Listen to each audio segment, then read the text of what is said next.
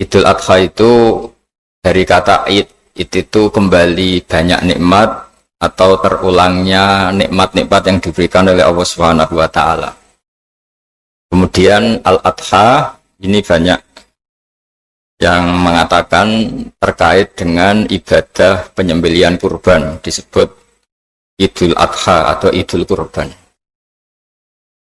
Assalamualaikum warahmatullahi wabarakatuh. Bismillahirrahmanirrahim. Nahmaduka ya ghafuru ya syakuru. Mashalli wa sallim barik ala sayyidina maulana Muhammadin wa ala alihi wa sahbihi asfa'in nama ba'du. Saya cerita sedikit tentang sejarah Idul Adha. Dulu ada seorang malaikat yang menjelma sebagai manusia dan beliau ini komunikasi dengan Nabi Ibrahim. Sebelum saya cerita jauh, saya katakan juga saya ingatkan lagi bahwa cara berpikir kita sebagai mukmin itu harus berpikir awal al-khilqah. Awal kita dijadikan oleh Allah Ta'ala, yaitu Nabi Adam materinya dari tanah, nyatanya bisa jadi Nabi Adam. Kita dari sperma, nyatanya bisa jadi manusia dengan konstruksi yang sempurna. Dengan cara seperti ini nanti bayangkan kekuasaan Allah yang tidak terbatas menjadi mudah. Saya teruskan, si malaikat tadi tanya ke Nabi Ibrahim, saya minta kambing kamu. Oh ya, silahkan. Asal kamu melantunkan kalimat tasbih, terus dibaca tasbih, indah sekali, merdu, terus bisa minta tambahan kambing, ya. Sampai beberapa kali. Demi Allah, ini baru kambing, baru hewan. Andaikan anak saya pun, kalau demi Allah saya kurbankan. Singkat cerita, versi riwayat ini, suatu saat Nabi Ibrahim diuji dengan dimintanya anak untuk dikurbankan. Ketika beliau atas nama seorang bapak agak keberatan, terus diingatkan ulang oleh Allah Ta'ala, janji beliau, demi Allah, anak pun saya kurbankan. Hasil akhirnya beliau melakukan itu. Dan karena Allah hanya menguji, tidak niat betulan supaya anak itu disembelih, akhirnya diganti oleh kambing. Jadilah tradisi kurban itu pakai kambing. Kemudian secara fikih ada padanan-padanan yang cukup menggantikan kambing, yaitu ada sapi, ada unta, dan seterusnya, dan seterusnya. Yang menarik dari sekian referensi yang saya baca, dan ini harus disosialisasikan lah. Sebagian versi itu adalah bahwa Nabi Ibrahim ketika diangkat di alam malakut, di alam langit sana, itu ketemu Allah, kemudian Allah tanya, Ibrahim, banyak hamba-hambaku yang durhaka, tidak tahu saya sebagai Tuhannya. Terus kata Ibrahim, usul ya, Fa'amidhum, bunuh saja ya Allah. Setelah itu tanya lagi, ada yang pezina, ada yang koruptor, ada yang pokoknya dosa-dosa yang buruk sekali. Dan di semua itu Nabi Ibrahim usul, mereka hidup di bumi engkau ya Allah, makan rezekimu ya Allah, maka mereka enggak sopan sekali, enggak ngerti engkau. Terus singkat cerita minta itu diadab, siksa. Suatu saat versi referensi ini di kitab Hikam, kalau di kitab saya halaman 15 juz 2, suatu saat Nabi Ibrahim itu diminta sama Allah menyembelih Ismail. Kita ini penting sekali. Setelah disuruh menyembelih Ismail, Nabi Ibrahim komplain, ya Allah, ini anak saya, samratu fuadi, buah hati saya, kenapa engkau seenaknya minta saya sembelih? Gitu. Gak bisa ya Allah, ini samratu fuadi, buah hati saya. Terus kata Allah, orang-orang yang durhaka yang kamu usulkan supaya saya bunuh itu hamba saya menciptakan mereka, saya mencintai mereka, karena itu ciptaan saya. Anda enak saja usul saya matikan, saya bunuh. Sekarang ketika Anda usul, saya tidak mikir, kenapa ketika saya usul kamu mikir? Terus akhirnya Nabi Ibrahim mau, oke ya Allah. Setelah itu, semenjak itu Nabi Ibrahim itu begitu sayang sama hamba-hambanya Allah. Sehingga dari cerita yang paling masyhur, ketika Abu Bakar As-Siddiq begitu lemah lembut sama hamba-hamba Allah yang lain, Nabi Muhammad mensepadankan dalam hal ini sama Nabi Ibrahim, hati kamu sehalus Ibrahim. Yaitu Nabi Ibrahim, beliau akhir-akhir punya komitmen, faman tabi'ani fa innahu minni wa man asani fa innaka ghafurur rahim. Ya Allah, orang yang ikut sunnahku maka jelas bagian dari saya. Dan yang sedang durhaka, wa man asani, saya harapkan fa innaka ghafurur rahim. Engkau Maha Pengampun, Maha Penyayang. Semenjak itu menjadi sunnatan mutaba'ah bahwa agama ini agama rahmatan lil alamin, bahwa melihat kemungkaran, melihat kebodohan, ketimpangan, itu komitmen kita ini membenahin, bukan menghabisin. Melihat kesalahan, komitmen kita ini in uridu illal islaha mastata'tu. Komitmen kita ini ingin lebih baik, bukan mengacaukan dunia ini. Semenjak itu terus syariat-syariat Islam disebut anit tabi millata Ibrahim Hanifah, bahwa kita ngikuti millahnya Ibrahim. Sebab itu kemudian setelah ini menjadi sunnatan mutaba'ah, bahkan banyak ulama yang berpendapat ketika Rasulullah SAW Mi'raj, itu dari sekian Nabi Ulul Azmi yang nggak ketemu itu Nabi Nuh. Nabi Nuh alaihissalam, padahal termasuk Nabi Ulul Azmi. Itu banyak yang menganalisis karena Nabi Nuh itu pernah berdoa, Rabbi la tadhar alal ardi minal kafirina dayaro. Nabi Nuh adalah Nabi yang pernah cara Jawa masuk no kaumnya, mendoakan buruk sama kaumnya, dan itu tidak manhaj, tidak metode yang Nabi Muhammad disuruh ikut metode itu, tapi Nabi disuruh ikut manhaj atau pola sosiologi, pola dakwah atau pola sosial yang harus mengikuti Nabi Ibrahim, anit tabi millata Ibrahim Hanifah. Nabi Ibrahim itu orang yang sangat lemah lembut, yang ngendikan faman tabi'ani fa innahu minni wa man asani fa innaka ghafurur rahim. Sebab itu teman-teman yang di Kanada, yang di mana-mana, kita ngikuti status ilmu hakikat. Di ilmu manusia, negara ini milik Kanada, milik Amerika, milik Eropa misalnya, atau milik mana sajalah. Tapi di status ilmu hakikat, semua itu milik Allah. Sehingga di antara ciri khas Islam adalah, kalau dulu agama-agama lain harus salat di tempat peribadatan mereka, Islam mengatakan ju'ilat lanal ardu kulluha masjidan, semua bumi Allah itu masjid, tempat sujud. Sehingga orang Islam fa'enama adrokatu sholat, kamu kapan saja ketemu waktu sholat, ya sholat, semua bumi Allah itu tempat sujud.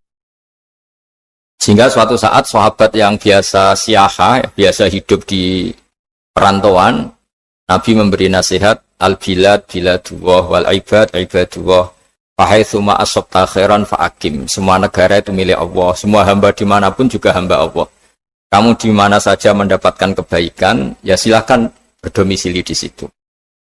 Saya pernah di Korea, itu asik karena itu yang orang-orang katanya teman-teman, saya ini di rumah itu nggak kiai, Gus. Sering di sawah, sering di Tegal. Gara-gara di Korea jadi mufti, gitu. Karena nggak ada kiainya, gitu. Jadi orang-orang yang nggak jadi kiai di Jawa, mungkin kalau di luar Jawa atau di luar Indonesia malah jadi kiai, gitu. Artinya gini, pentingnya jadi kiai bukan menjadi gagah, itu enggak, tapi begini. Dulu bawaannya rakyat itu kan kalau ke masjid komplain, ada masjid bocor, kayak ada keran yang kurang baik. Tapi kalau sudah jadi kiai itu tahu rasanya.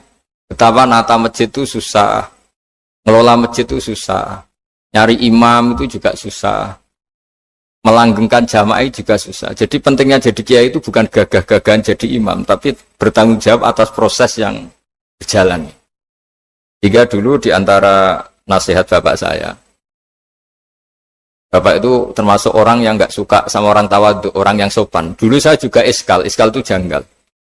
Kata bapak, wong tawadhu itu apik, orang sopan itu baik. Tapi biasanya itu cara orang menghindari tanggung jawab. Disuruh jadi kiai nggak mau. Tapi kalau ada kiai salah komplain itu.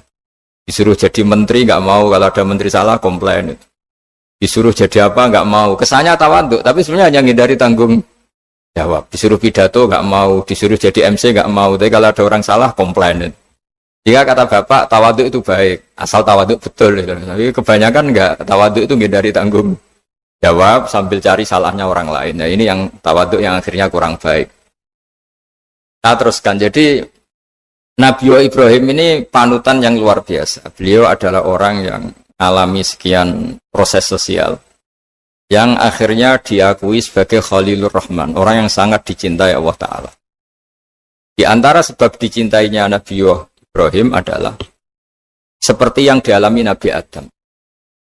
Nabi Adam ketika turun di bumi, itu keresahan pertama itu bukan karena kurang makanan atau kurang minuman, itu enggak. Beliau turun di bumi mendapati bangsa yang lain, kalau dalam kitab disebut Banul Jan. Itu dia janggalnya, Masya Allah. Ini orang makhluk-makhluk ini kok tidak kenal sama Allah yang menciptakannya.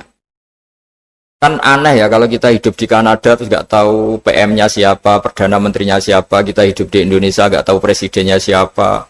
Itu kan aneh. Kita hidup di kampung nggak ngerti lurahnya siapa aja aneh. Ini hidup di buminya Allah kok tidak tahu Allah itu siapa. Nggak pernah menyebut Allah. Padahal harusnya yang paling dikenal pertama itu ya zat yang menciptakan kita, menciptakan langit bumi dan sebagainya. Sehingga beliau itu gerutu itu komplain. Ya Allah, ini enggak fair dunia ini, engkau yang menciptakan, engkau yang memberi rezeki, kemudian mereka tidak kenal engkau. Ini kata Nabi Adam alaihissalam. Barokahnya komplain itu, jadi komplain itu yang diridhoi Allah juga banyak. Akhirnya Allah meridhoi Nabi Adam, dosa-dosanya, salahnya itu diampuni. Ya ukuran seorang nabi beliau dianggap salah itu diampuni karena keresahan beliau itu takut Allah nggak dikenal. Nah, masjid yang di Kanada di Montreal juga ketakutan kita ini jangan sampai orang Islam tidak punya tempat ibadah. Meskipun setelah punya tempat ibadah, ketakutan kita jangan-jangan ibadahnya tidak sesuai sunnah Rasul. Setelah sesuai sunnah Rasul kita takut lagi, jangan-jangan memaksa sesuai tapi karena ingin benar. Dan setelah ingin benar, takutnya secara tasawuf ngimani kebenaran itu. Bukan ngimani rahmatnya Allah, tapi ngimani kebenaran itu. Aslinya jadi ujub. Ujub itu bangga amal diterima karena kebaikannya, bukan karena fadlnya Allah, karena anugerah. Nah, ketakutan-ketakutan ini khas orang soleh. Orang soleh itu kalau nggak sholat takut. Setelah sholat takut nggak sesuai syarat rukun. Setelah sesuai semua takut iktimat alal amal. Membanggakan kebenaran, tapi bukan membanggakan luasnya rahmatnya Allah Ta'ala. Sehingga di luar ilmu fikih ada ilmu namanya ilmu tasawuf, ilmu yang mengelola hati. Jadi ibarat orang itu, kalau yang paling masyhur dalam cerita-cerita orang sufi, ada orang sudah masuk surga karena tidak pernah dosa sama sekali. Ini cerita-cerita yang melegenda di dunia tasawuf. Tanya Allah, kenapa kamu masuk surga? Karena saya taat terus ya Allah, nggak pernah maksiat sama engkau. Berapa lama kamu hidup di dunia? 80 tahun. Ya sudah, karena taat kamu 80 tahun, ya surga kamu 80 tahun. Ya komplain, ya Allah katanya surga selamanya, kenapa ini hanya 80 tahun? Yang selamanya itu rahmat saya, kalau amal kamu kan terbatas 80 tahun, maka balasannya hanya 80 tahun. Nah semenjak itu beliau sadar, oh ya Allah, masuk surga itu fadlmu, anugerahmu, amal saya tidak ada bandingannya dengan surgamu. Nah ini jadi sehingga keyakinan ahli sunnah wal jamaah diantara ciri khasnya adalah masuk surga itu karena fadlnya Allah, karena anugerahnya Allah. Maksudnya itu, oke, kita amal, tapi amal kita tetap terbatas. Tidak memberi kontribusi pada kerajaan Allah, pada kedikjayaan Allah sebagai Tuhan. Yang tidak terbatas adalah fadlnya Allah Subhanahu wa Ta'ala.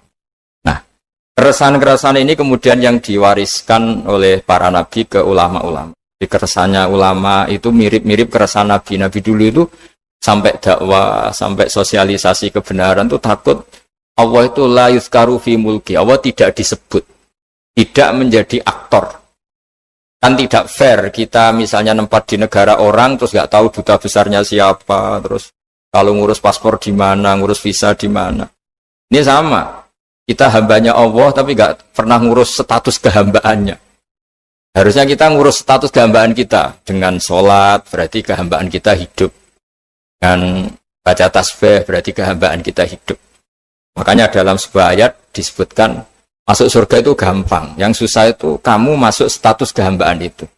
Makanya disebut ya aja Tuhan nafsul mutmainnah irji'i ila rabbiki radiyatan mardiyah. Pertama apa? Fadkhuli fi ibadi. Kamu harus masuk status sebagai hambaku dulu. Baru wadkhuli jannati, baru kamu baru masuk surga. Jadi orang boleh nikmati fasilitas negara lain kalau visa paspornya disahkan.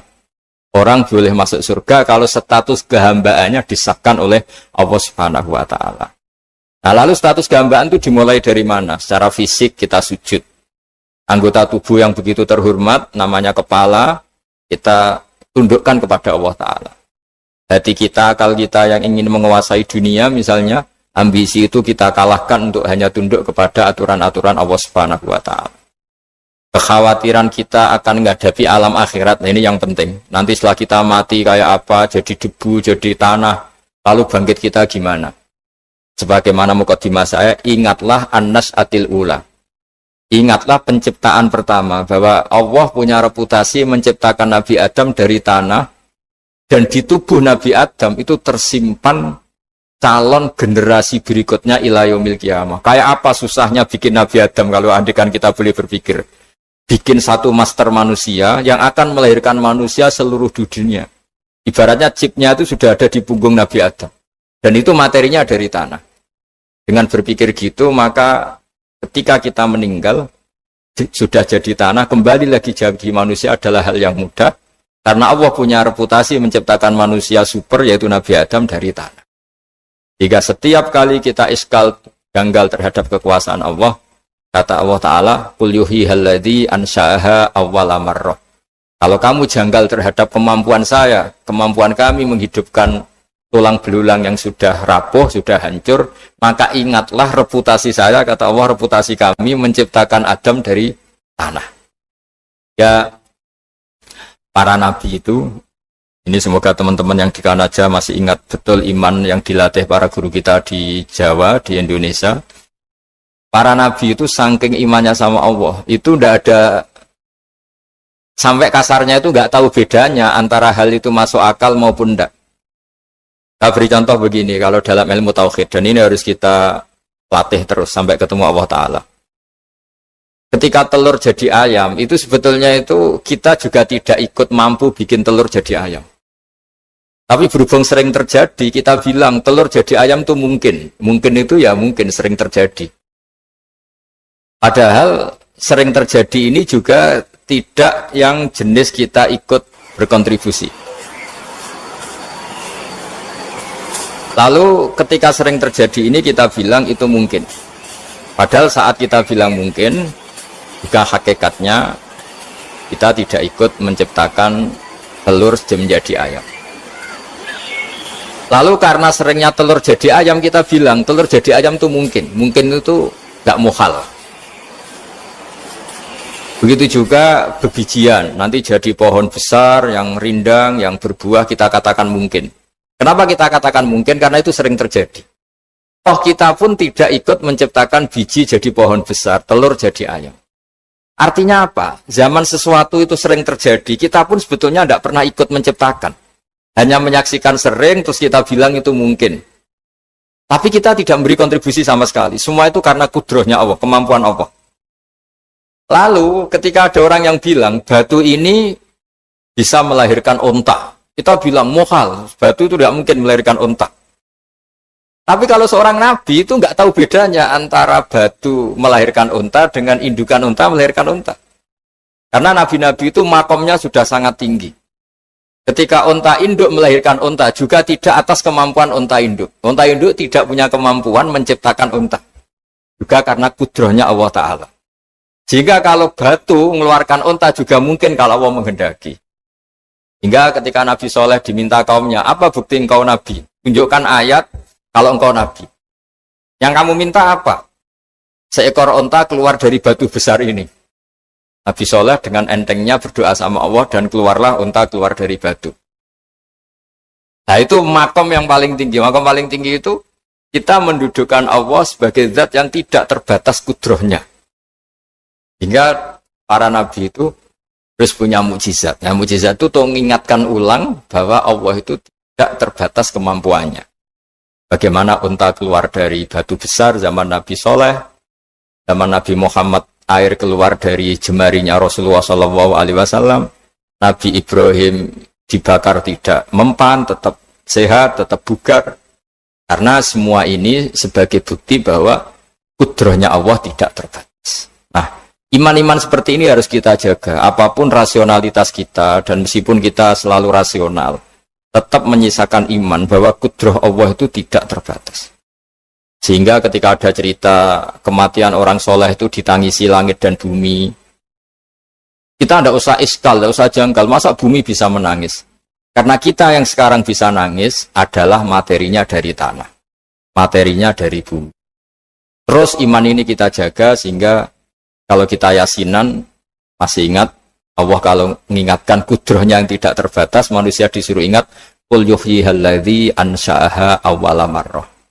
Kamu harus ingat bahwa Allah itu yang menghidupkan kamu, menghidupkan semuanya ketika kamu belum menjadi seperti ini. Jadi intinya itu kita ingat meskipun telur itu lazim jadi ayam, tetap tidak karena kudrohnya ayam itu, tapi karena kudrohnya Allah. Indukan unta melahirkan anak unta juga bukan kemampuan indukan unta, karena ini juga makhluk yang lemah, tapi juga kemampuan Allah Subhanahu wa Ta'ala. Jika dengan demikian kita termasuk hamba Allah sesuai target yang diingatkan Allah. Falamma tabayyana lahu qala a'lamu annallaha ala kulli syai'in qadir. Hamba Allah yang baik adalah hamba ketika menyaksikan fenomena apapun, semua itu li ta'lamu annallaha ala kulli syai'in qadir wa annallaha qad ahata bi kulli syai'in ilma. Apapun di alam raya ini, semuanya itu bukti bahwa Allah ala kulli syai'in qadir, Allah kuasa dan Allah meliputi semua makhluknya dalam pandangannya, dalam pantauannya. Jadi saya mohon teman-teman yang di Montreal, yang di Kanada, juga di manapun harus ingat status hakikat bahwa al-bilad biladullah wal ibad ibadullah fahaitsuma asabta khairan fa'akim. Negara hakikatnya milik Allah, semua hamba juga milik Allah. Di mana saja kamu berada dan menemukan kebaikan, silahkan hidup di situ. Tentu dengan sosialisasi yang baik, baik dengan non-muslim maupun dengan muslim, karena Allah mengajarkan waqulu linnasi husna. Ajaran Islam adalah rahmatan lil alamin, rahmat bagi semua. Tentu tidak henti-hentinya kita menjelaskan kebenaran yang diinginkan oleh Allah Subhanahu wa Ta'ala. Saya kira demikian, karena juga ini di sini sudah malam. Jadi saya mohon maaf mungkin tidak bisa ikuti tanya jawab, karena di sini sudah malam, apalagi tadi habis takziah saya, karena ya ada mas saya yang sudah sepuh sekali wafat, terus tadi barusan datang, jadi mohon maaf tidak mengikuti acara mulai pertama. Tapi saya mohon ayat-ayat Quran yang saya terangkan tadi, bahwa untuk mensifati Allah kudrohnya tidak terbatas, ingatlah bahwa kita yang secerdas ini, yang sehebat ini, kita semua manusia yang cerdas begini, matanya bisa melihat, hatinya bisa merenung, otaknya bisa berpikir cerdas, itu dari materi tanah. Dan Allah mampu. Allah bisa bikin orang miliatan gini dari satu orang manusia namanya Nabi Adam. Kayak apa susahnya bikin konstruksi Nabi Adam kalau boleh dibahasakan. Dan itu Allah punya reputasi mampu. Dengan cara seperti itu kita akan gampang iman bahwa kita setelah meninggal dan menjadi tanah, ya sama seperti kita masih hidup. Zaman kita hidup ya tidak tahu cara kerja jantung kita, nafas kita, uratnya gimana, terus sistem tubuh. Meskipun ilmu medis ngerti mengurai itu, tapi tetap saja hanya ngerti, tidak menciptakan. Yang menggerakkan jantung, organ tubuh kita tetap Allah Subhanahu wa Ta'ala. Dia yang Al-Fa'idul Mukhtar, dia yang semuanya mengendalikan kita. Artinya zaman kita hidup pun sebenarnya kita yang tidak mengendalikan kita. Nafas kita ya dalam kendali Allah, ikhtiar kita dalam kendali Allah. Sama setelah kita mati juga dalam kendali Allah. Ya, guru-guru kita semuanya melatih inna sholati wa nusuki wa mahyaya wa mamati lillahi rabbil alamin. Hakikat ibadah kita, hakikat hidup kita, hakikat mati kita, semuanya tidak dalam kendali kita. Semua itu dalam kendali Allah Ta'ala. Dengan demikian terus kita insya Allah ingin jadi hambanya dulu. Baru setelah jadi hambanya, baru sah menjadi ahli penghuni surganya. Wadkhuli fi ibadi, baru wadkhuli jannati. Masuklah berstatus sebagai hambaku, baru engkau kalian semua layak menjadi penghuni surga. Kul ngucapo sira Muhammad. Pasti ngucapo ning gone wong-wong sing takut kematian dalam berjuang. Mantai sapa dza yaman iku allazi ku wong utawa allazi ku sapa wae yasin. Kang iso ngreksa sapa lagi kum ing sira kabeh. Yujiru tegese nyelametna sapa lagi kum ing sira kabeh minallahi saking ketentuane Allah. Inaro dalam ngersakno sapa Allah bikum ing sira kabeh, ngersakno misale suhan ing kerusakan, halakan tegese kerusakan wa hazimatan lan kabur bubaran saka arena perang. Sapa zat sing iso nglindungi kowe nek Allah menghendaki kowe kalah.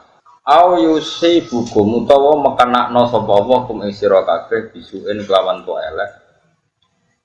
In aro dalam mengersakno sapa Allah bikum sira kabeh rahmatan rahmat manane khairan tegese kabeh. Kowe nek wedi mati iku lha opo? Misale wedi mati ya tetep napa? Mati. Pira-pira mati demi jihad. Maksudnya keren napa? Gaul maksudnya mati jihad sing mesti bener ya mesti. Perang riyen niku kepenak Kang. Sing mbok endut Kanjeng Nabi mesti bener ya, musuh Abu Jahal mesti salah ya. Jadi cara nekat iku jos napa? Saiki mboten musuhe mukmin kaya mukmin, mukminem yo abal-abal, musuhe yo rontok abal-abal kan ora jelas benere, ora jelas. Lah berhubung ora jelas kudune sikap kita yo ora jelas. Ora oleh tukaran saya kok tenanan, mergo musuhe ora mesti salah, kita ora mesti ben. Nah, dhisik kan enak. Kita bela Rasulullah Muhammad mesti bener, musuhan Abu Jahal mesti salah ya. Pangeran kita Allah mesti pangeran tenan, kono berhala mesti ra pangeran. Saiki boten teroris yo Allahu Akbar. Polisi sing lagi salat yo Allah. Terus kowe PD piye? Ora jelas. Ora jelas yo kita sikape ya ora jelas. Saiki nganggo hukum sosial sing normal, nah apik ya diapiki. Nah kono ngrasani ya kowe ngrasani ngono-ngono tok wae gremeng-gremeng sithik ngono tapi ora usah napa? Ora usah tenanan. Jadi ini ku penting kula terangno. Jadi nek ana wong saiki majibno jihad alasane anut Rasulullah, nek Rasulullah jihad nganti wani mati. Masalahe Nabi mesti bener, musuhe mesti salah. Saiki kita iku ora ngalami ngene iku. Imam kita kadang salah, musuh kita malah kadang ben. Misale kados kula musuhan mbek Mustofa. Ora mesti bener kula, mbek kula kiai lah. Mergo iso wae cara hukum Allah wong Islam mah welasi. Jadi orang malah aku salahno pangeran. Senajan toh dalam konteks permasalahan bener saya. Misalnya Mustafa di tanganku 20 janji Senin nyaur jebule gak nyaur aku ngamuk-ngamuk. Padahal duitku ning omah 2 juta. Iso ae pangeran nyalahno aku. Ya lha didik 2 juta kok ana duit 20.000 digawa wong. Mbok kagek iku wong alim ta ora? Kowe iku waras ta ora? Iso. Piye-piye duit iku kabeh wae pangeran. Sing digawa Mustafa wae pangeran ning omah ya. Nah, saya ketika punya uang banyak di rumah itu mlebu ayat wa ingkana du usratin fanadhiratun ila maisar wa antasaddaqu khair. Jong nak kowe dhuwitmu akeh sing utang kowe kei tempo nganti dia mampu membayar. Iku enak mbok ibrokno mbok sedekahno luweh apik. Dalam konteks Mustafa nyulayani janji ya dia salah, wong diutang kok nyulayani janji. Tapi dalam konteks aku nagih berlebihan juga disalahkan pangeran. Wong ora ono emergency kok nah kecuali ning omah gak ono beras, nah aku ora nagih bojoku mati. Tapi rai koyo aku kan gak ngalami ngono. Jadi iki wong melarat nganti ngono kan butuh bakat. Paham ya? Melarat wong nganti nak ora nagih wong ra iso mangan. Ono melarat model ono ketemu. Oh, sak Indonesia sama ngosok melarat nganti. Kita ini nak musuhan mbek orang selalu masalahnya demikian. Kebenaran yang kita alami itu semuanya itu subjektif. Nak wis ana pembanding ku ketok ora bener. Kula bolak-balik nyontokno teng kene dawuh kitab hikam. Wong zaman akhir nganti kiamat ku apike wae elek apa meneh elek iki kula bolak-balik. Kula tak eling terus dawuh Bapak. Ha ana wong kok ngimami masjid terus istiqomah ku ya apik, tapi ana elek. Terus wong liya ora dadi peluang dadi imam. Mergo masjide dikangkangi. Iku mbok istiqomah mbok mahjubno wong liya. Akhirnya alumni pondok liya kandidat imam-imame tereliminir kabeh. Nganti watuk-watuk imam ora gelem pensiun. Alasane istiqomah. Ana teng daerah kula nganti ana guyonan, ana wong tuwa khotbah. Tiang takwa watuk. Terus Allah mlebu swarga. Sing ngrungokno mati bingung. Maksudnya tiang takwa Allah, mlebu swarga. Pas muni tiang takwa watuk. Terus muni Allah mlebu swarga. Terus dari mama ya baleren mbak dadi khutbah akhirnya kalimatnya kacau mas maksudnya itu tiang takwa Allah lebih swarga tiang takwa watuk gigil terus no kacau. Nah ini seperti ini istiqomah apa mau kalah mbek wong liya mau kalah tapi mbok arani elek wong istiqomah kok elek. Kita hidup di zaman akhir tuh seperti itu. Kowe ngritik wong tuwa iku ya salah ya ono bener ya ono makanya masyhur dalam aturan usul fikih madhabuna shawabun yahtamilul khata' wa madhabuka khata'un yahtamilus shawab. Kalau kita sedang beristihad taruhannya begini, pendapat saya benar kamu salah tapi yang mungkin benar. Tak ulang lagi ya, pendapat saya benar tapi mungkin salah, pendapat kamu salah tapi mungkin benar. Karena ini masalah-masalah yang semi. Jadi kalau ada orang PD membela Islam dalam konteks modern ya repot. Ini saya punya cerita ya, saya itu pernah diundang seminar di Pondok Sidogiri. Itu audiennya itu semuanya tamat aliyah, bisa baca kitab. Dan serius karena acaranya dipersiapkan sebelum 3 tahun. Temanya itu seru, menguak ayat-ayat kita. Jadi pokoknya seru. Itu MC-nya orang Madura, mayoritas santrinya juga. Pertanyaannya sudah gini, Gus, kalau kita tidak perang, kesannya kita pecundang. Malu kita jadi pecundang. Kalau kita perang ditangkap Pak Jokowi. Pertanyaannya itu sudah gitu. Kalau kita perang ditangkap Pak Jokowi, ditangkap presiden.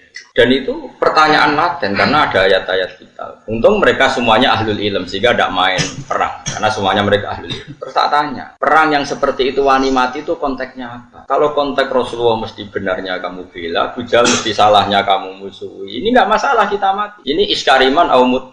Tapi kalau perang saya misalnya musuh kamu, terus demi apa coba? Misalnya demi rebutan warisan. Jelas tanah itu milik saya. Secara de facto tanah itu milik saya, sertifikat milik saya, jual beli milik saya. Terus dia aku ruhin tanpa bukti. Terus saya perang sampai bunuh Ruhin karena Ruhin terbukti salah. Dalam konteks tanah ini mungkin benar saya, tapi apa betul demi tanah sampai membunuh orang mukmin? Paham ya? Oh ini demi hak apanya? Wong tanah saya kehilangan setengah hektar saya tetap kaya. Mendesaknya apa? Makanya kalau di bab sial itu contohnya gini yang boleh membunuh orang mukmin. Saya digarong orang yang saya kalau tidak bunuh dibelah itu contoh karena ini taruhannya nyawa dengan ini ndak. Makanya di bab sial orang fikih nyontokno gini, kue PTM dicolok. Demi harga diri bajingane mbok bedak nganti akhirnya kue dipateni toko mata ini. Pertanyaannya pengiran demi pitik wae kok paten. Nah, semuanya itu ihtimal dalam konteks modern. Maksudnya modern itu selain Rasulullah itu semuanya sekalipun untuk perangnya Sayyidina Ali dan Sayyidina Muawiyah itu semuanya ihtimal. Makanya kata ulama sanggep ae padha bener itu sahabat masalah istiadat. Tapi setelah sahabat nggak ada perang yang dengan dalil hujah yang wadihah yang jelas karena potensinya sama-sama iya, sama-sama tidak. Ini penting saya utarakan. Jadi begitu juga dalam imam masjid, dalam sedekah. Misalnya gini, saya sering ditanya orang, Gus zakat itu apa? Dikasih panitia masjid tadi lakoni dewi. Kue takut dengki apa takut api-apian? Nah, kue dengki apa ngomentari panitia masjid? Tak jawab apa ini masjid, ben sifat dengkimu buat lawan dewe, gak Gus, objektif. Jawaban saya gampang. Misalnya saya punya uang 1 juta, kebetulan yang miskin itu ponakan saya atau orang yang tidak wajib saya tanggung. Jadi zakat itu kan gak boleh diberikan orang yang wajib ditanggung. Misalnya anak istri kan wajib ditanggung, tapi kalau ponakan misalnya kan sudah tidak tanggungan, tidak wajib maksudnya ya boleh dilakukan. Maka aturannya Quran jelas dahulukan bil qurba, orang yang punya unsur apa? Dan saya tahu kalau saya kasihkan masjid 1 juta dibagi 1 kampung itu nanti ponakan saya untuk selawewu. Itu ora kena tuku beras. Tapi nak saya sendiri yang memberikan iso keduman 300.000-an dan atau keduman 1 jutaan. Saya harus mengasihkan langsung dengan cara ini corong Jawa kemoto, pemberiannya kemoto. Tapi ada ulama yang cara berpikir tidak seperti itu. Min awalil amri zakat itu harus merata. Wes cara kemoto lah sementing saat iso keduman. Kayak manuk doror Allah. Termasuk mazhab Syafi'i yang dikontrol oleh ashabnya adalah mazhab ini. Ini dengerin yang ada di Mu'in dia. Zakat itu ashabnya akan 8. Pinten? 8 ini anggap saja di era modern tinggal berapa sekarang? Yang permanen ada itu fuqara, masakin, amil tidak mesti ada. Saya tuh ya tidak yakin kalau amil di masjid itu amil betulan. Ngomong nyateti terus rame-rame di rokokan tadi mau daftar. Kadang yo lanang wedok yo mau pacaran bobo yo ora rono. Pokoke sebagian itu yo ora islami banget. Di rokokan ngenteni pani apa wong. Dulu itu amil tak ceritane ngaten nggih Pak. Dulu amil itu Nabi itu hidup di Madinah. Itu amil itu disuruh ngambil zakat tuh di Yaman. Ya Madinah sampai Yaman jaraknya sampai bayang zaman itu nggak naik pesawat. Sehingga cara untuk jazah zakat tuh ono pantes sih. Tapi kalau ambil sekarang di masjid-masjid itu kangelan toro, tengok-tengok rokokan terus ono sing nyugoi kopi. Terus disita itu sidik-sidik ngono iku terus. Lah iya misalnya terus ana kiai Mustofa Dar, iku yo amil Gus, era modern ngene iki cukup darane amil. Ya ana bener yo nyatane amil tenan. Terus kula ada pendapat ora amil. Ngono-ngono tok wae kok mbok kei. Zakat. Karo dene sebagian mereka ya wong mampu S1. Dan jurusan ekonomi. Untuk zakat. Oke. Nah terus misalnya satu zakatan di masjid itu ada 2 pintal. 2 pintal berarti berapa kilo? 200 kilo. 200 kilo, wong kere ning desa iku 400. Enggak tak latih kowe ben pinter, tenan ngaji swarga neraka, tak latih ben utekmu bener. 200 kilo sing wajib dizakati 400 berarti untuk pirang? Setengah kilo. Setengah kilo itu koyo pakanan doro. Napa? Nak sing melarat 400 itu setengah kilo, nak sing melarat 800 berapa? Saiki atuk ora rata wong tuk kemoto 20 kilo. Timbang rata tapi wong koyok manuk doro. Yaiku untuk beras seprapat. Iku apa kanane manuk? Ayo jawab saya. Ayo sing iso jawab. Ini jenenge bener-bener khilaf. Yang mengatakan takmim harus rata biar adil ya masuk akal. Piye-piye padha-padha pikir kok gak dibagi. Tapi ana ulama darani atuk ora dibagi rata sing penting kemoto ngregani wong. Piye-piye faktor zakat iku ana ikrame kala bala tukrimun yatim. Nak ngekeki iku ana mulyanane. Wong dikeki seprapat kilo mulyano tangannya. Iya. Mulane wong ku mikir. Paham? Paham tenan to ora? Lah ngono iku jenenge istihad. Istihad tuh mirip-mirip. Itu jenenge ra'yu nasawabun yahtamilul khata' wa ra'yu ka khata'un yahtamilus. Pendapatku itu benar tapi yang mungkin salah, tapi kayak salah tapi mungkin benar. Misalnya aku fatwa, wong elek itu haram untuk wong elek. Ya ono mirip bener sih. Mergo anak ra melok-melok dadi elek banget. Misalnya aku ujug-ujug istihad fatwa. Wong lanang weli iku haram untuk wong wedok weli. Karena anak ra melok-melok dadi elek banget. Misalnya aku fatwa. Ini kan demi kemaslahatan jangka panjang biar gak ada generasi Islam sing elek banget. Kira-kira fatwa itu mungkin benar dah? Mungkin. Terus ono sing bantah, ora ono hadise. Wong meneh sing kira-kira sing bantah Albani, mana hadisnya? Enggak ada pegangannya. Misalnya aku Albani, sidik-sidik kan nyempriti hadis. Nah. Ya ono bener. Terus ono wong neh sing dipendapat, jogeman untuk wong sugih. Biasanya wong untuk wong sugih iku diburohno. Wong alim tuh wong wedok sugih diburohno. Ya nak bener ya, rata-rata wong kiri diburohno sugih. Ya kadang ya nak salah, atau diburohno lah numpak Innova, timbang majikan tapi satpam. Misalnya, ya nak mirip. Itu pendapat asal tidak masalah iman dan Islam, kafir dan tidak kafir, iku sawabun yahtamilul khata' wa khata'un yahtamilus. Sehingga mulai dulu lama itu kalau khilaf tuh ya biasa-biasa ketemu koncone sing khilaf tuh ya biasa. Imam Syafi'i itu pernah sholat di masjidnya Abu Hanifah ya ada kunut. Padahal beliau orang sangat-sangat mensyariatkan kunut. Abu Hanifah sudah meninggal. Arwan kapundut ditanya, 5 adalah taknutu ya Syafi'i ya Abu Abdillah Sulani. Ikroman lihadal madhab. Aku ngertani madhab. Tak tonton meneh. Ini kowe nek paham iku banget. Kowe sholat zuhur dengan sadar 1 rakaat rukuk 2 itu sah apa enggak? Loh, rukuk 2 kali kan? Di rakaat ula, kowe rukuk 2 kali sah enggak? Menambahkan 1 rukun rukuk. Enggak sah. Sholat itu batal dengan menambahi 1 rukun. Jadi kena rukuk 2 kali, sholat zuhur kan? Sah enggak? Enggak sah. Nambahi sujud 3 kali. Enggak sah. Karena termasuk sholat itu batal dengan menambahkan 1 rukun. Yang amdan sengaja. Sekarang saya tanya, sholat mayit itu modelnya di sini takbirnya berapa kali? 4. Wes yakin? Wes tak takoki Mas jawab, wes keliru lah, kowe cah murid ta, Mas yo brengosen kan murid. Takbir 4 rakaat itu rukun apa sunat? Rukun ning bab sholat jenazah takbir 4 rakaat itu. Jika dijelaskan sholat jenazah itu rukunnya 4, yaitu takbir 4 kali, yang setelah pertama baca Fatihah, setelah kedua baca sholawat, setelah ketiga doa, setelah keempat sebenarnya salam. Tapi kayak Indonesia doa yang kayak jadi momennya. Sebenarnya di Mekah di mana-mana setelah takbir keempat itu langsung. Tak ono sing tahu-tahu haji ya, bertakbir keempat sing tahu umroh. Nah di Mekah langsung salam atau apa ibu dungu? Langsung salam. Tapi datang Indonesia, dungu. Jadi dungannya belum tidur nanti. Sudah sampean yakin kalau 4 tadi rukun? Tak latih oke. Kemudian ada orang yang sholat takbir sampai 5 kali atau 6 kali, batal enggak dalam sholat jenazah? Loh enggak jawab. Rata-rata ulama mengatakan tidak batal karena Allahu Akbar mujarradu dzikri. Iso wae dekne nambahi Akbar ra niat rukun tapi mujarradu dzikri. Wong zikir kok ora oleh. Tapi ada ulama mengatakan dalam konteks sholat jenazah takbir itu sudah rukun, sehingga kalau nambah itu ya batal, berarti nambahi. Lalu jenis pendapat ini yang mirip bener mirip. Lah wong awam-awam koyo kowe ora dadi dhuwit kok geger. Wah iku perelek meneh. Elek meneh, elek wong ya kowe iku. Anggere menyangkut dhuwit ngono ae kok geger. Mergo ora dadi dhuwit. Wah elek meneh. Neraka, omongan ngono mari neraka. Lah seperti terus tak bedheki meneh misale. Gak jawab ae. Ben kowe ora terlalu dadi ekstremis.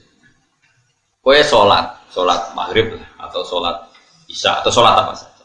Aku kan sering sholat maghrib teng mriki makmum Mustafa. Setelah Mustafa salam pertama, yang menjadi rukun sholat itu salam pertama apa kedua? Tidak jawab saja. Pertama. Terus Mustafa jenggot ini Mustafa. Tapi jenggot itu sunat, muni jenggot bongennya bongelem raro. Ya Mustafa kan sering jadi imam. Nah, Mustafa wis salam, wis assalamualaikum. Warahmatullahi wabarakatuh. Ini apa wabarakatuh? Itu biasanya apa? Warahmatullahi wabarakatuh. Assalamualaikum warahmatullahi. Mustafa salam. Ketika Mustafa salam itu statusnya dia keluar dari sholat apa masih sholat? Tidak jawab. Keluar dari sholat. Itu ada ulama mengatakan kalau makmumnya kesuwen duduk karena menunggu Mustafa salam kedua, kemudian nak kesuwen rodok banget, maka sholatnya makmum batal. Karena dia menggantungkan sholat sama orang yang sudah tidak sholat. Masuk akal orang. Nah, ini cerita saja. Pendapat itu masuk akal enggak? Masuk akal. Bagaimana mungkin orang yang masih sholat menggantungkan hubungan sholat sama orang yang sekarang sudah ada sholat? Tapi makmum Mustafa. Lah saya kira sudah sholat kok gua makmumi. Aneh enggak makmum orang sama orang yang sudah ada sholat? Aneh enggak? Aneh. Kira aneh mergo kira iso ngaji. Lah ya selama ini nganggep gak aneh mergo kira iso ngaji. Coba saya bar ngaji iki kok ngerasa aneh. Bar ngaji iki lho kok iki teko. Nah eling tapi ya. Setelah imam salam itu dia masih sholat enggak? Enggak. Terus kowe ngenteni apa jajal pertanyaan? Kok ngenteni reaksi ini Mustafa? Kamu ora imam kok mbok enteni. Berarti kamu mentaklukkan sholat sama orang yang sudah tidak sholat. Maka dianggap batal. Ada ulama mengatakan enggak batal. Piye salam kedua itu min mutamimati sholat, termasuk penyempurna sholat. Di mana-mana ngenteni tambah sempurna itu ora batal. Lah ngene iki pendapat khilaf sing babak, kira-kira satu-satu. Padha mutune. Sing ra mutu mah ngono kok dibahas sing ora dadi dhuwit. Lah iku sing elek. Makanya saya termasuk orang yang seringnya kalau imam sudah salam pertama aku langsung ngadeg. Tapi sing loro ya sing ra setuju ya banyak. Karena secara etika umumnya yang ngenteni bar salam kedua. Jika di pondok saya di pondok sarang gitu separuh nak imam salam langsung ngadeg, separuh ngenteni. Berarti separuh berakhlak, separuh berfikih. Jadi separuh berakhlak, separuh berfikih. Artinya berfikih wong imam harus keluar dari sholat, saya harus secepatnya mandiri. Enggak boleh sama menggantungkan sholat sama orang yang sudah ada sholat. Saya katakan separuh berfikih, separuh beretika. Nah yang seperti ini kok pede mbahmu, wong podo koyo iya. Ini mas, nah yang seperti ini tuh kok terus khilaf pede mbahmu, wong orang mesti bener, orang mesti salah kok pede. Koyo perang zaman akhir, kowe kok pede? Misalnya kowe gupeting partai tertentu zaman akhir, kok iso geting gitu? Kok penggane anak-anak dangdutan, masamu sing delok partai iku tok. Iya toh. Misalnya partai tertentu pengajian terus. Wah, apik partai iki senengane anak pengajian. Partai sing mbok musuhi iki nek pas pengajian yo teko. Wong sing nekani pengajian pas dangdutan yo teko. Wong majmuk Indonesia iku. Paham? Ora iso zaman akhir ngecap-ngecap ora iso karena potensinya sama. Makanya masyhur ya dalam guyonan orang-orang sufi itu masyhur. Sakit Al-Balkhi itu murid yang cerdas. Dia orang kaya raya. Singkat cerita dia itu pedagang sukses. Ketika di tengah padang pasir ketemu ada burung, itu patah sayapnya satu. Patah sayapnya satu, patah kakinya satu. Terus burung yang sudah lemah ini ada beberapa burung yang menangkap belalang kemudian dikasihkan sama burung yang cacat. Singkat cerita yang cacat tadi tetap bisa makan. Si Syakik Al-Baghdadi terus punya kesimpulan gak ono gunanya aku jadi pedagang kaya. Ternyata orang lemah pun tetap dapat rezeki. Buktinya burung tadi tetap mendapat rezeki meskipun patah sayapnya. Setelah rezeki yono. Dia terus memutuskan mau jadi orang sufi, tidak pedagang lagi. Padahal dulu ketika dia jadi pedagang sukses, dia donaturnya pondoknya Ibrahim bin Adham. Donaturnya pondoknya Ibrahim bin Adham. Terkenal itu Ibrahim bin Adham. Benar roh itu banget. Itu tokoh sufi terkenal Ibrahim bin Adham. Setelah matur ya guru, saya memutuskan jadi orang sufi. Nggak ada gunanya saya nyari uang banyak. Ternyata yang makhluk yang lemah pun dapat rezeki. Saya iktibar. Mana iktibar itu ngambil kesimpulan dari kejadian ini betapa orang makhluk yang nggak bisa ikhtiar pun bisa dapat apa? Mbak gurunya diguyu-guyu. Dia kue iktibar mbak manuk sing dikai mangan. Kue jempor lah iso mangan. Nggih ya guru. Goblok-goblok. Bocah kok. 5 adalah tak tabiru anta bil mut'im. Maksudnya, kenapa kamu ngidolakan yang dikasih makan? Kok orang idolakno sing memberi makan? Ngaji le dong al-yadul ulya khairum min hadis. Iktibar kok ambek sing dikai. Susah apa sih iktibar mbek sing ngekei? Mestine kowe iku hebat sing ngekei. Bersosial tinggi. Aku apa niru sing tukang ngekei. Ini kan contoh. Ada orang yang cara berpikir niru sing dikai. Jadilah makhluk-makhluk pasen. Paham ya? Tapi cari bro, lalu apa kowe kok itibar mbek sing dikai mangan? Lah padha-padha itibar atuk sing manuk ngekei mangan. Wong Nabi dawuh al yadul ulya khairun minal yadis sufla, sing ngekei luwih mulya timbang sing dikai. Semenjak itu tobat, anta ustadi haqqan jenengan dan guru kula tenan. Jadi wong kadang itibar salah alamat. Kowe makmum amen ngenteni imam sak bar-bare. Padahal imame wis bar. Mbok enteni apane wis ora imam. Tapi wong dekne rong salam kedua sebagai salam penyempurna ya pantes dinteni wong PP urung sempurna. Nah, khilaf-khilaf di zaman akhir itu mirip-mirip seperti ini. Maka kita tidak boleh terlalu percaya nopo. Apalagi ngambil sikap nopo itu zaman Nabi jihad itu kabeh ekstrim. Sampai nak rasanya rawani mati disebut munafik. Tengah-tengah perang kok mulai disebut munafik. Mergo bela Nabi jelas bener, jelas hake, musuhnya jelas. Itu pembeda antara jihad zaman Nabi dan zaman sekarang. Misalnya kados kula, kadang mbek mubalek iki ora cocok. Wong kok pidato, ngapain nerangno hukum kok nganggo podium teh akeh nganggo MC. Apa pernah Nabi pidato, ngapain ngaji Abu Hurairah ngomong nama itu khasanatin Nabi Muhammad sallallahu alaihi wasallam. Mungkin enggak ada acara ngaji zaman Nabi seperti itu. Enggak jawab. Tidak mungkin. Tapi kayak gedeng sing gawa syiar Islam yo mubalek. Sing gawa ramene dunya yang fase piye Islam butuh syiar. Butuh rame-rame mana. Ya sudah kita terima. Tapi aja mbok cocoki, nek mbok cocoki, lha ngapain terangno sak ayat ra mesti bener wae kok podium, sound system, MC macam-macam. Lah nek dakwah ngenteni ngono ora efektif. Jadi misalnya diceritani, di sana ada aliran sesat. Bikinkan saya podium, siapkan MC, salam template, nanti saya ke sana pidato. Kira-kira menyelesaikan masalah enggak? Enggak. Tapi kayak gedeng balik gitu, sombong sing gawe siare Islam. Dukung ya geblek. Ya terus dia kesira, iya biasa. Nah sing payu ben payu kok agak payu dhewe. Ya biasa wae, ora usah disikapi karena ndak jelas.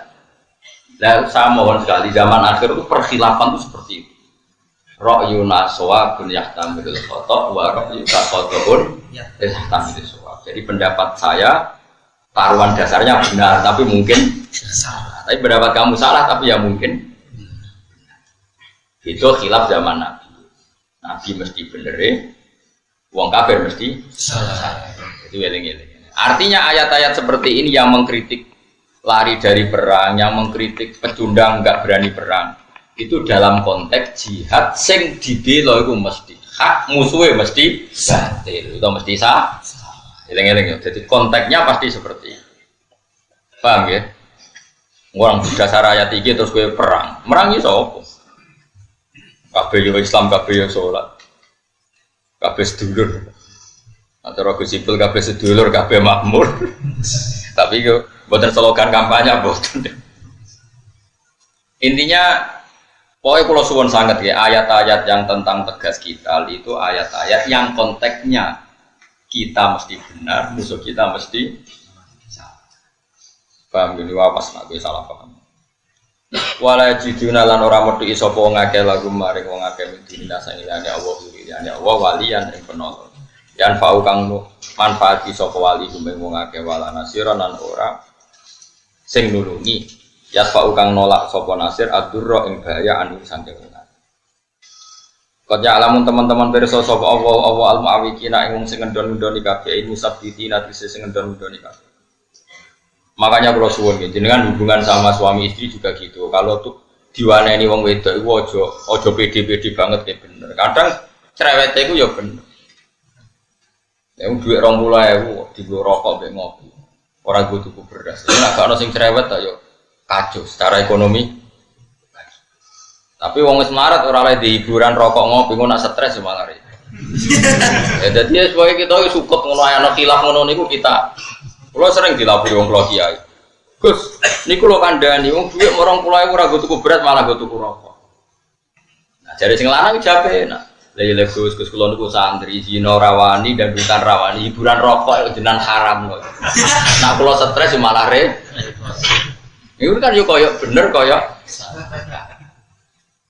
Ya aku akhirnya sing wedok tak omongi mulane nduk urip sing keramat dadi gak gantung wong lanang kok yo mending ngono. Lan donya-donyane bapakmu iku mulai dadi dhuwit. Ya aja gantung wong lanang. Sing lanang tak omongi. Dadi wong lanang nek diwaneni sing wedok iku aja bantah. Mungkin ku salah kok kan.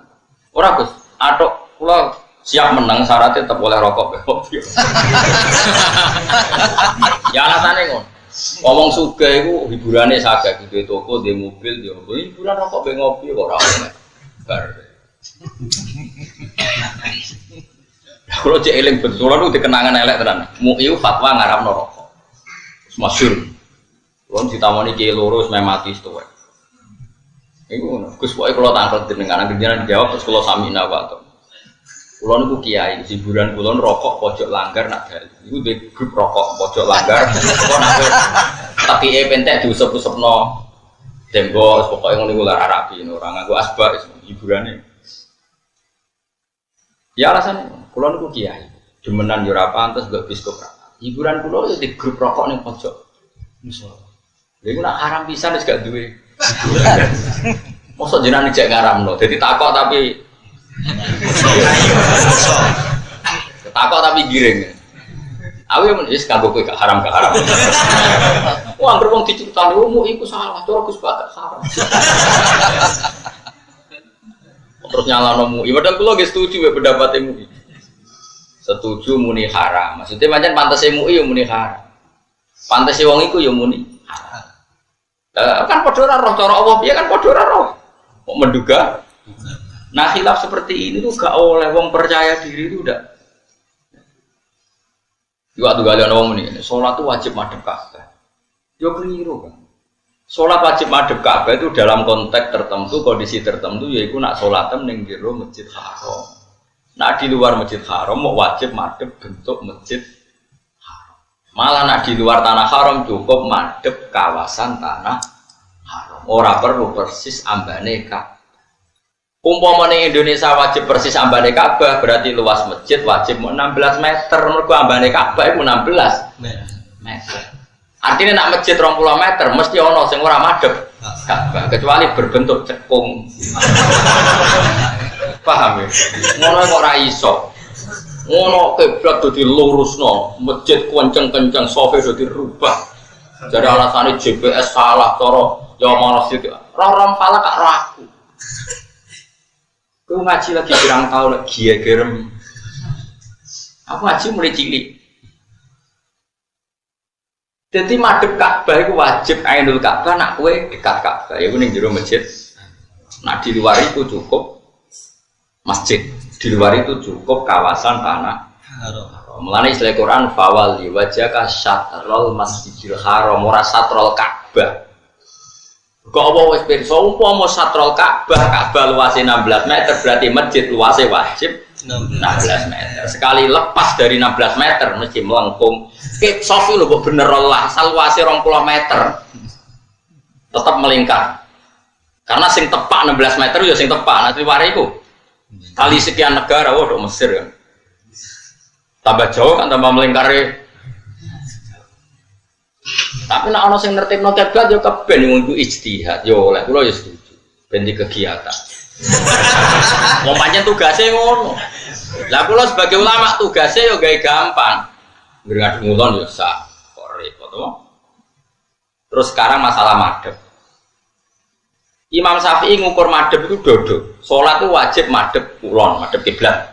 Lalu ukurannya madhep itu apa? Imam Syafi'i milih dodo sehingga salat melengaklah sah. Asal dadanya tetap madhep kib.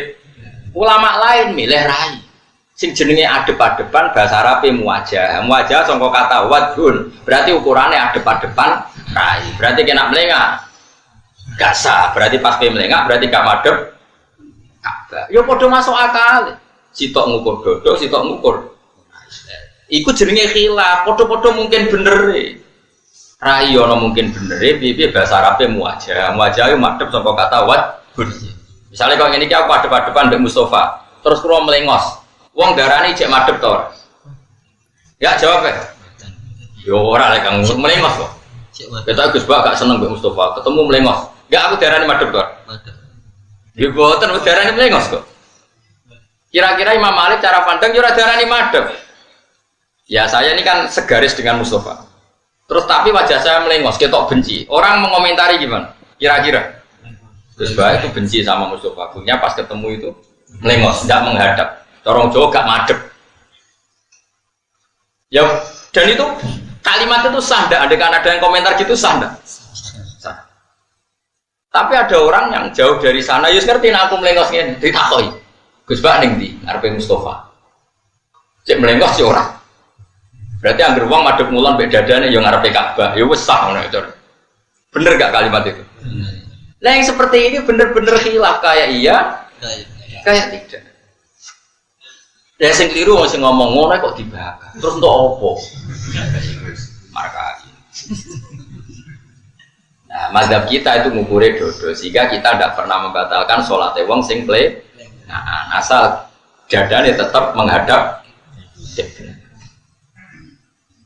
Paham ya? Ya kira-kira seperti itulah dalam mazhab itu kira-kira seperti. Nah yang seperti ini tentu kita tidak boleh percaya diri karena bisa saja musuh kita, rival kita dalam debat benar kita yang salah. Paham ya? Jadi ayat-ayat tentang wajib perang nak ora wani iku pecundang munafik itu dalam perang-perang sing mesti bener musuhnya mesti.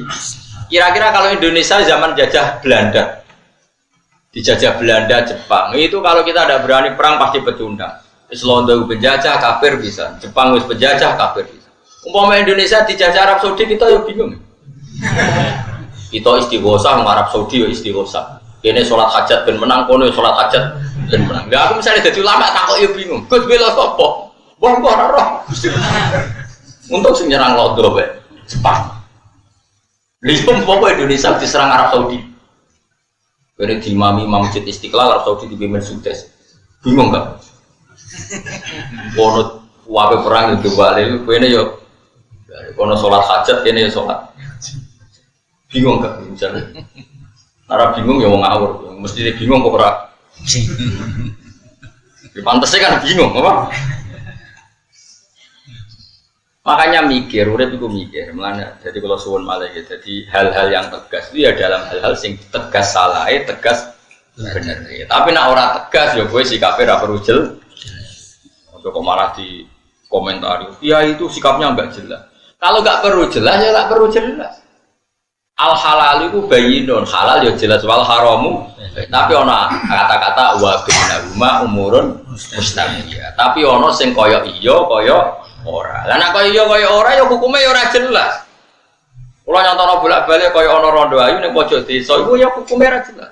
Nak mbok doi kok sing mareki wong fasik terus dadi lonte kiai-kiai yo kedusan mergo ora gelem mareki akhire dipareki wong fasik tapi nak ke fatwa kiai wajib mareki engko nak kecelakaan yo repot tapi nak ora mareki terus dipareki wong fasik dadi suasana fasik engko desa yo repot seperti ini hukum kita kudu ora jelas terus aku ditakoki piye Gus hukume rugen mareki rondo pojok desa mesti jawab yo ya apik nak rugen tetep apik ya elek nak dene dadi elek. Jawaban orang jelas, memang nggak perlu jelas.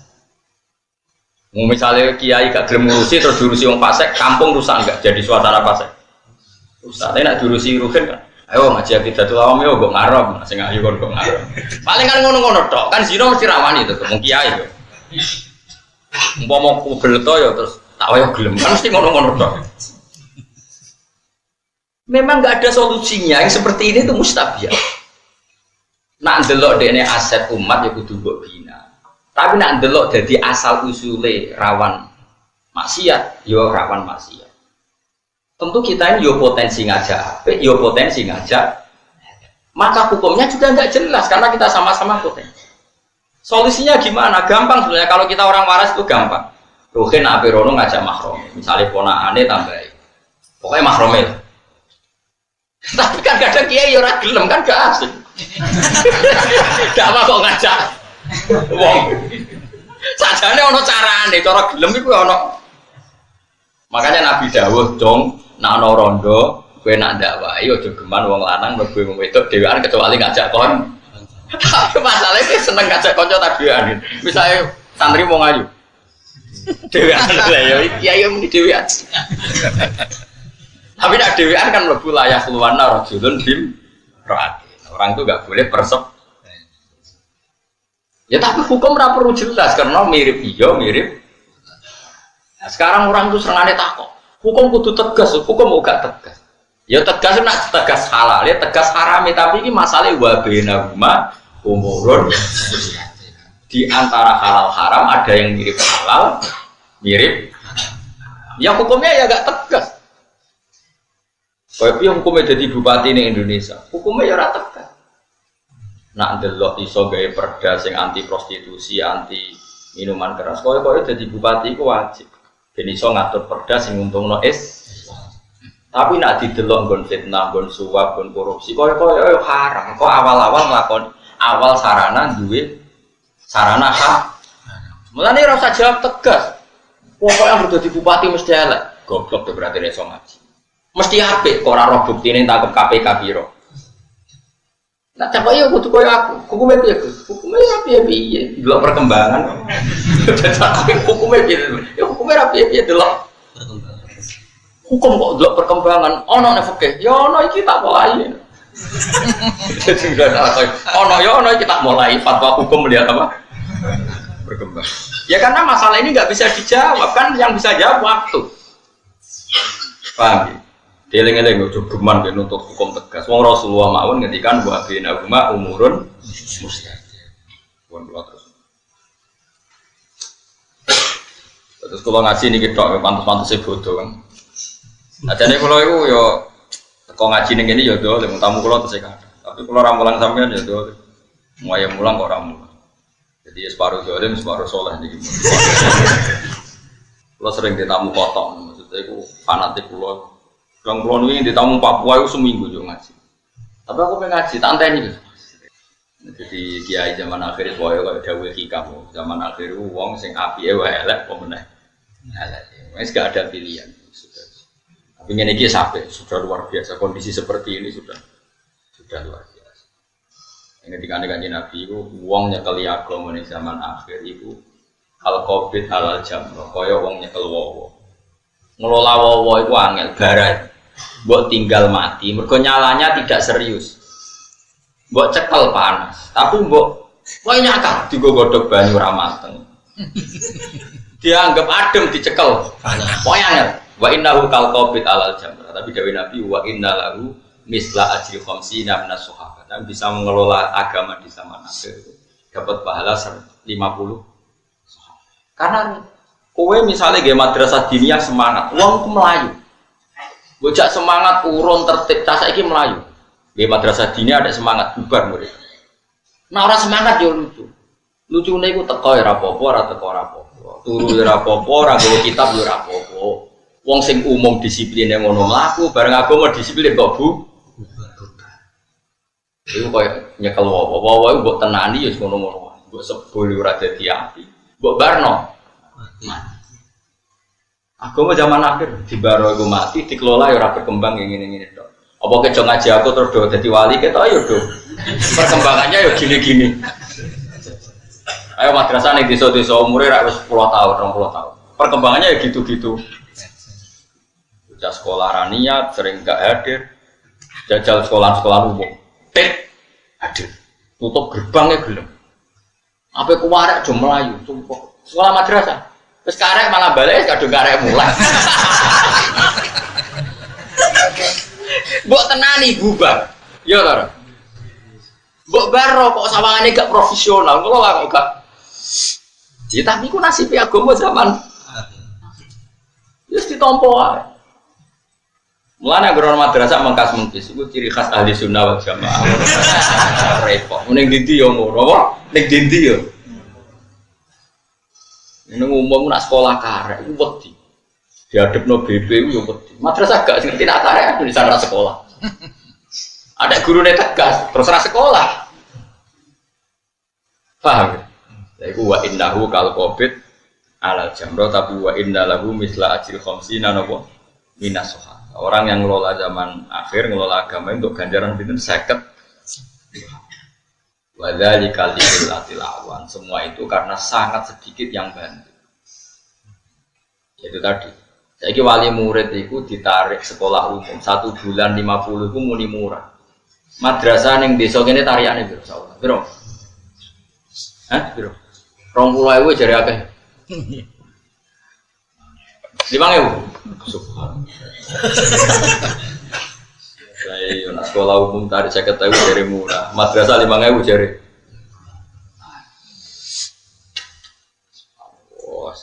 Bodoh jadi kiai, jadi ahli swarga. Itu satu-satunya upaya wong soleh zaman akhir swarga. Bulat neng dunyane wis napa? Pun kula terusno.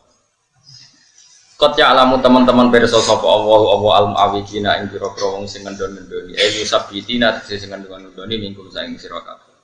Wal qailina sing komentar kabeh li ufani maring bala-balan wae halum ilaina. Halum marina sira kabeh ta'ala tegese marina sira kabeh ilaina maring. Orang-orang munafik itu adalah orang-orang yang ngendon-ngendoni nak ana wong ape jihad belane kanjeng Nabi Muhammad sallallahu alaihi wasallam. Dadi, lha opo ke nyewangi Muhammad? Gunane opo? Ini ku cara mulai riyen nggih wonten tiyang-tiyang sing ngendor-ngendoni semangat apa jihad. Wala tunalan ora nekani sapa ngake albasa ing perang il kita lan sing perang illa qali lan kecuali sithik riyaan wis krana riya wa sumatan lan krana sum. Krana pamer. Asyikhatan alikum utawi wong-wong khale dadi banget medhite alikum ngatasi sira kabeh.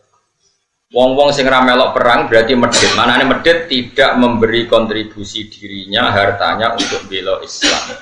Berarti dekne medhit tidak menafkahkan dirinya atau mewakafkan dirinya untuk kepentingan apa? Islam. Cara Islam dijenenge medhit disebut asyikhatan alikum. Asyikhau jama'i syakhis manane medhit. Medhit bil muawanati kelawan memberi pertolongan. Utai lafat asyikhau jamu sahihin jamai lafat sahih. Bahwa di lafat asyikhau halun tadi hal min domiri yaktuna sangi domiri lafat yaktuna. Faidah ja'a mengkon alikane teko al khaufu apa rasa wedi. Ra'aita mengkon ningali sira hum ing wong akeh, ningali yang guruna. Kale mbok tingali ningali sapa ngakeh ile kamaring sira. Nak dikon perang malah pelolak-pelolok Muhammad. Delok kowe pelolak-pelolok. Taduru kale mutar-muter apa ayunuhum mripate wong akeh. Iki orang munafik diutus Nabi perang malah pelolak-pelolok delok Kanjeng Nabi. Kaladi kaya dene wong yusa kang den liputi sapa aling atase wong menal mauti mergo takut kematian. Dadi kon perang pelolak-pelolok kaya-kaya mesti kaya-kaya mesti napa? Mati. Ya kados penakut-penakut itu kan ngoten niku mentale. Dikongkon niku pelolak-pelolok mergo kaya-kaya nak perang mesti mati. Padahal ora perang lah ya, Mas. Kaladi kaya dene wong ekana dzoril ladi utawa kadauronil ladi kaya ningaline wong utawa kadauronil ladi kaya mubang-mubange wong yusa kang den liputi sapa ali ngatasé ladi menal mati sangka takut kematian isakaroti tegese rasa sakaratul maut rasa sekarate mati faida daba mengkon alikane ilang apa al khaufu apa rasa takut wa khizat lan den dapatkan wa khizat lan den dapatkan apa al gona imu pira-pira ghanimah salaku moko bakal nglarang moko wong akeh kumisra kabeh ada tegese nglarakno sapa ngakeh kuming sira kabeh. Audorobu utawa mukul sapa ngakeh kuming sira kabeh. Oleh nglarakno kowe bial sinatin lan prorelisan hidatin kang cerdas utawa hidatin kang tajem. Mereka ketika ketakutannya hilang dan orang Islam menang kemudian mendapat ghanimah, mereka cangkem elek. Jadi nak dijak perang wedi mati, tapi ngono nek sono ghanimah do cangkem elek. Nek ora dibagi gak trimo, alasane padha-padha Islam. Iwak tugale ana wong kanca sak pondok turu sak bantal utawa kuliah kanca sak kos-kosan. Sing sitok semangat kerja dadi sugih, sing sitok malas kerja dadi melarat. Bareng sing sitok sugih, padahal kanca sak bantal saiki lali aku. Padahal pas dijak mitraan bisnis secara serius gak mau. Tapi nak kancane wis sukses sugih. Lali uang padahal dhisik sak bantal. Padahal dekne ya ora gelem dijak mitraan bisnis secara serius. Iku pecundang mental apa? Jadi dijak perang lawan wong kafir tenanan ra gelem. Bareng tuh ghanimah yo bagian dari padha-padha Islam. Itu disebut napa? Napa? Fa idza dzabal khaufu wa hizat al-ghana iku salakukum bi alsinatin idadin asihatan apa alal khair asihatan krono iman alal khair ing atase ghanimah ail ghanimah tegese ghanimah manane yatlubuna tegese padha golek sapa ngakeh ha ing ghanimah kados ayat sing teng juz gangsal napa pinten niku nah antuk ghanimah menika lu alam nakum ma'akum kita ini balamu tapi ketika orang mukmin dalam keadaan masalah malah mereka komentar tak kandhani ora usah perang mulane ke mati tak kandhani ra ngandel bareng momen menang mungkin bodoh-bodoh Islam cah berdiri jadi tiba menangnya munafik kelakuan ngono iku munafik mulai kau teh mengkono-mengkono kabeh tapi nak zaman akhir ana wong ngajak kowe perang kowe ra melu iku ora munafik mergo ora mesti bener ngono dadi iki bab iku tentang sing mesti bener tapi nak zaman akhir ana wong ngajak kowe perang kowe nak ra gelem ra jenenge ra munafik wong sing ngajak ra mesti bener sing dimusuhi ra mesti salah eling-eling kok isane ulai kau teh mengkono-mengkono kabeh iku lam minu ora padha iman sapa ngakeh. Hakikatan iklam hakikatan. Terus kula ngaos begini gitu nggih tersebut. Utawa ngaos naso ibad ngenjang-enjing gitu terus nah sing nganggur ngaji, nah sing sibuk ya ora usah. Atau sing bingung ngaji. Sing ora bingung yo ngaji maksudnya ben pantes-pantes e. Jadi bingung ora nggo obat napa? Ngaji ora diobat napa? Nggih niki ana cara umum wong gitu tersebut. Kalau ini, mari tanggalnya rati kajian. Kalau ingin ngantor kita tanggal 24 nih kita tanggal 24 tadi. Lalai ingin ngantor di awal Ramadan di awal Syawal. Mulai kata mengkono kafe ulam yuk mini. Iku rapodo iman sopo ulaika. Hakikatan ilmu hakikote. Faahbat. Mongkong lebur sopo Allah amal yang amale wong akeh. Orang-orang yang diajak perang Rasulullah tidak mau. Itu hakikat mereka ndak iman. Karena yang ngejak Rasulullah. Maka fa'abat mongkong lebur sapa Allah amal yang amale wong. Wa kana lan ana apa dari mengkono-mengkono peleburan dari kalibat itu tegese mengkono-mengkono peleburan ala wa ing atase Allah ya siron ku gampang. Biro dadi iklan kersane Allah. Ya sabuna nyangka sapa ngake Allah zaba ing pira-pira pasukan minal kufar iku lam yadzaku ora bakal ngire sapa ahzab ilama kata mari Makkah. Mergo li khaufim krana wedine wong akeh minum saking kufar. Wa iya tulan namun teko iya kila namun teko sewalah zabu pira-pira pasukan kafir karotan ing dalam tempo ukhra kang liya ya wadu mongko padha seneng sapa ngakeh ya tamanno tegese padha seneng sapa ngakeh wong akeh munafik man lo ana diparil sak temne para munafik baduna iku desa kabeh desa fil arab ing dalam pira-pira desa iku baduna iku beduwi kabeh fil arab ing dalam pira-pira desa. Ini kalau terang nih, kalau suara namun tersinggung. Ini masalah hukum agak sensitif, tapi tetap terang. Dalam fikih Islam itu at-tabaddi itu haram. Jadi membedawikan diri itu haram. Jadi misalnya jenengan tiang Jogja kota, kemudian jadi wong putih. Sing desa gini apa contoh yang terkenal di sana? Begitu. Tenggene kitab Bukhari ada bab ngeten, babut ta'aruf. Ta'aruf itu mendesokan diri, apa? Mendesokan diri. Ini kan anak keterangan, mon keluar rumah tenan nggih. Sing pokoke sing paham fikih rungono, sing ora paham ya meksofa. Nabi itu orang mana coba? Tak jawab saja satu-satu nanti paham sendiri. Nabi itu orang mana? Mekah. Mekah itu disebut Quran Ummul Qura. Itu kota apa desa? Kota. Madinah juga akhirnya jadi Madinah. Madinah maknanya apa? Kota. Nah, di kota ini pusat pergesekan para petarung. Baik petarung madhab atau petarung materi atau petarung babon atau petarung apa saja. Di sini kan ya wong rebutan wedok terus jadi amat. Pokoknya di kota ini pusat peradaban ya, pusat pertarungan, pusat persa. Kalau orang sukses menguasai Jakarta, bisa menguasai seluruh Indonesia. Makanya kayak jadi mitos yang sudah jadi gubernur Jakarta ya potensinya bisa jadi presiden misalnya. Nah, ini ruang tenan. Masalah ini hukumnya pengiran ini agak sensitif. Awas jangan salah paham. Kemudian misalnya Nabi itu di kota itu di Medina. Dalam konteks Rasulullah di akhir nubuah kan di Medina dulu di Mekah. Di sini kan ada pertarungan. Orang Nasrani, orang Yahudi itu ingin merebut Ka'bah. Nah, dihancurkan ben gak ono sisa Islam. Ingin mengalahkan kota Medina. Nah, dihancurkan gak ada sisa Islam. Sehingga orang yang kadung hidup di Medina ini tidak boleh pindah di Gunung Kidul. Orang yang hidup di dekat Ka'bah nggak boleh pindah di Gunung Kidul. Kalau pindah berarti Ka'bah nggak digoni wong kafir, digoni wong fasik, terus tidak mendapat penghormatan yang selayaknya. Dan itu awal dari kehancuran Islam. Sama orang yang sukses di Jakarta, misalnya Nyun Sewu punya majelis Rasulullah, atau punya majelis Maulid yang top, atau punya penggemar fikih yang top, itu sebaiknya nggak usah pindah di Gunung itu. Karena sekarang Jakarta itu niklab besar, tempat maksiat besar, orang dandutan blodor besar. Sementara yang besar-besar dari kebaikan juga banyak. Ada maulid-maulid besar. Ini sekali mereka wedi maksiat terus pindah ning desa, berarti tidak ada lagi kebaikan di kota. Nah, ini hukum dasar. Saya ulang lagi, ini hukum dasar. Tentu ada hukum-hukum yang nanti menjadi pengecualian. Misalnya begini, yang di kota pindah di desa karena ngerasa sepuh, di kota sudah ada penggantinya. Paham ya? Berarti hakikatnya ya itu sunatullah, sudah tua ya ingin apa? Istirahat. Toh ada yang ganti. Nah, dulu orang-orang munafik itu seperti itu. Karuan Rasulullah itu di kota di Medina. Ini rukono gitu, terutama sing hafal Quran, sing kepengen ngaji fikih. Ben ora dadi wong fasik. Rasulullah itu kan jelas di Medina. Semua musuhnya Nabi itu ingin menguasai Medina apa menguasai Gunung Kidul? Enggak, jawab saja. Medina. Berarti pusat objek musuh itu adalah menguasai Medina. Ketika Rasulullah mati-matian mempertahankan Allah itu kalau bikin masalah itu sudah menyiapkan obatnya itu pasti. Dulu Nabi punya tantangan sendiri. Agama ini pernah ditinggal Wali Songo, ditinggal Mbah Munawir, ditinggal Wali Maksum, ditinggal Mbah Abdul Qadir, tetap jalan. Padahal yang meneruskan ya orang-orang jelas seperti ini. Kalau turus pesantren yang paling melanggar ya bosan jadi kiai ingin jadi profesor, bukan kita ya.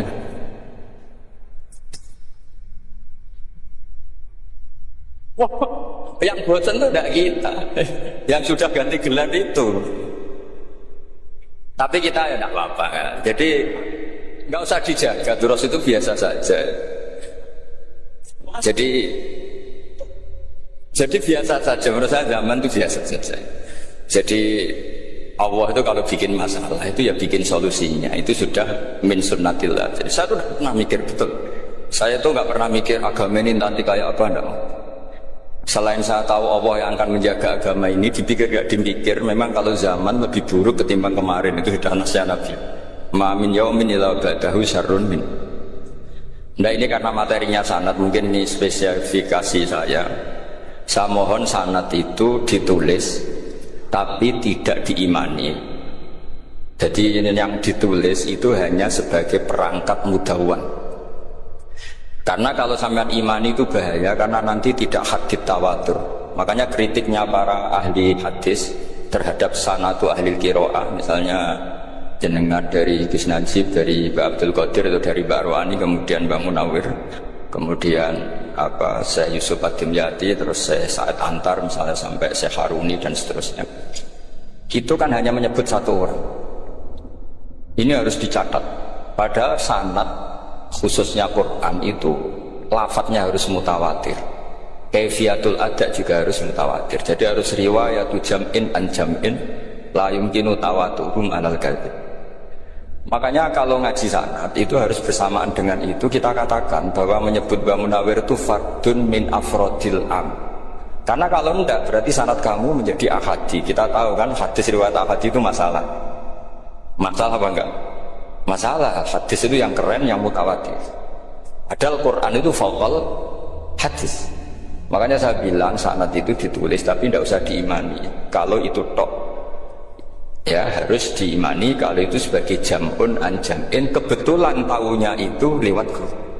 Jadi kita cara berpikir ya, sebetulnya semua Quran itu riwayat jam'in an jam'in, dari kelompok besar ke kelompok besar. Kebetulan tahu kita dari satu orang, misalnya Mbak Munawir atau Mbak Ruwani atau Gus Najib atau Mbak Ruwani dan sebagainya.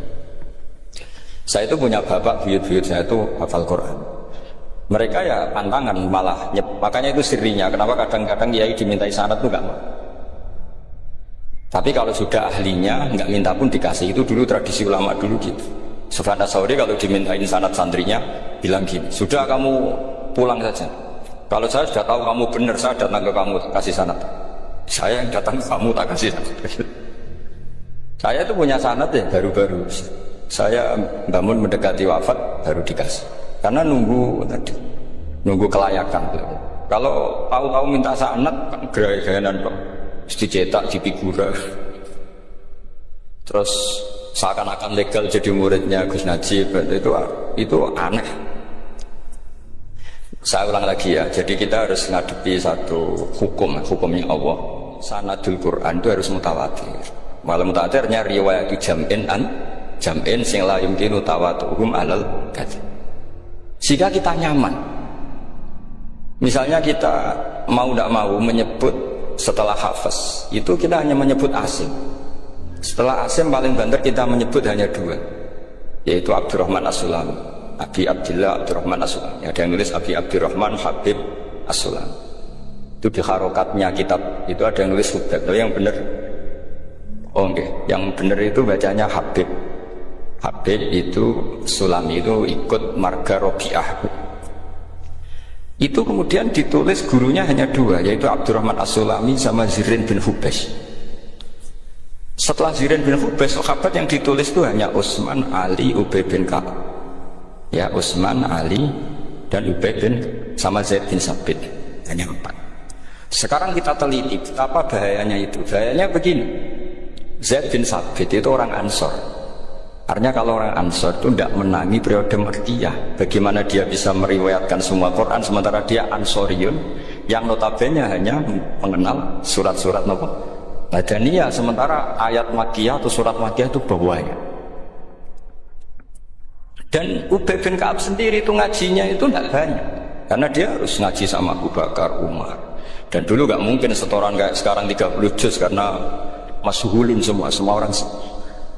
Sehingga kita harus pastikan zikru fardin min afrodir ruwat atau zikru ahadin min afadir ruwat adalah implementasi dari riwayat jam'in an jam'in. Karena ini untuk menjaga status Quran harus mutawatir. Kalian jangan ngawur, itu bahaya sekali.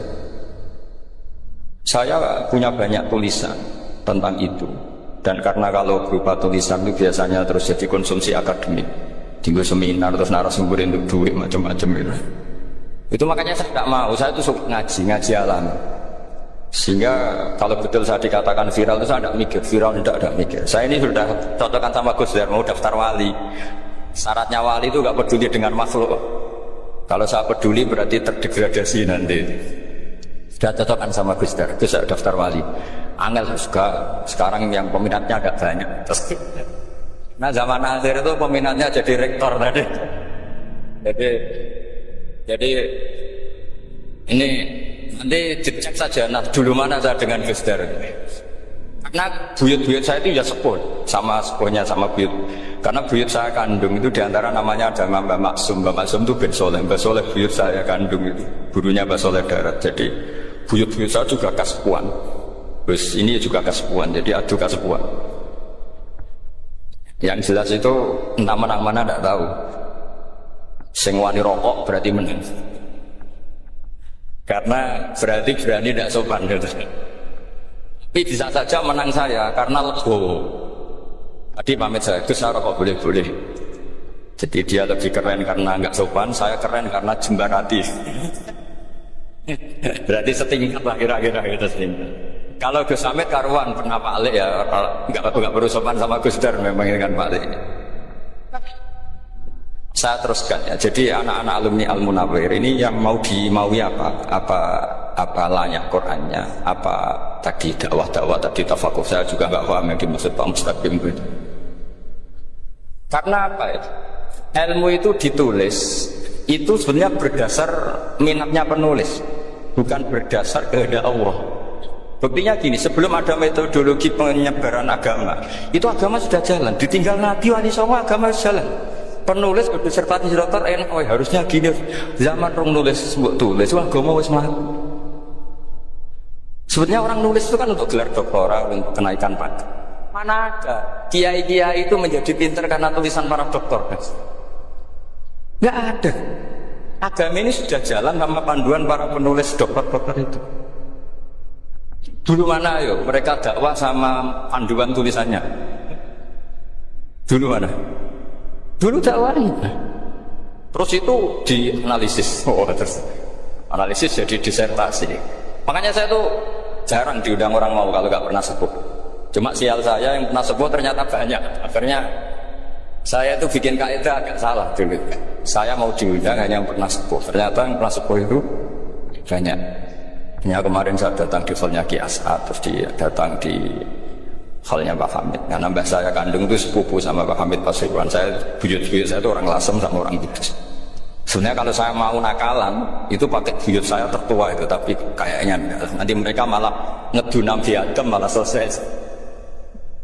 Karena kalau saya pakai buyut saya yang Mbah Soleh itu, yang gurunya Mbah Soleh Darat itu, nanti sampean pakai Nabi Adam bisa tuntas saya. Meskipun saya mungkin lewat Qabil atau lewat Habil, dia cocokkan lagi. Jangan-jangan jenengan yang lewat Qabil, saya Habil. Malah panjang lagi, nggak tahu aktenya juga nggak. Kira-kira delok potongannya, kalau yang alim kayaknya pantasnya lewat Habil. Kalau yang tidak alim ya pantasnya lewat, nggak tahu saya. Campuran ya kombinasi. Coba kalau kamu jadi saya, pusingnya bukan main. Untuk dokter wali itu pusingnya bukan main. Harus melalui, karena saya tidak ingin jadi wali lewat jalur sabar, ingin jalur alim, itu mah agak berat. Jadi wali itu ya fakir sabar ya wali, dan itu ya berat juga. Fakir itu kan ya berat, bojo ngamuk, tangga ora percaya. Tapi saya tidak ingin lewat jalur itu, repot. Diutang tangga ditagih repot. Kedua jalur bojo judes itu ya repot lagi. Kan dulu ada wali bojone judes jadi wali, bareng bojone apian nggak jadi wali. Masyhur itu di Ubud dulu, ada orang wali, dia ke hutan, temannya datang, mana suami kamu? Wah cari kayu di hutan, memang punya pekerjaan lain, semoga dimakan macan. Orang suami nggak jelas, mulai dulu profesinya hanya cari kayu. Datang itu kayunya seonggok itu di bawah harimau, terus keramat. Suatu saat cerai. Terus temannya tadi datang, di mana suami kamu? Nyari kayu di hutan, doain selamat, kasihan, mulai dulu. Pulang dipikul. Terus ditanya, loh kenapa kamu sekarang kamu pikul tidak pakai harimau? Semenjak istri saya solihah, saya ada wali. Itu juga pilihan ya. Di pilihan kedua itu, ini kamu ingin dokter mana? Fakir sabar, fakir sudah fakir, istrinya judes itu juga.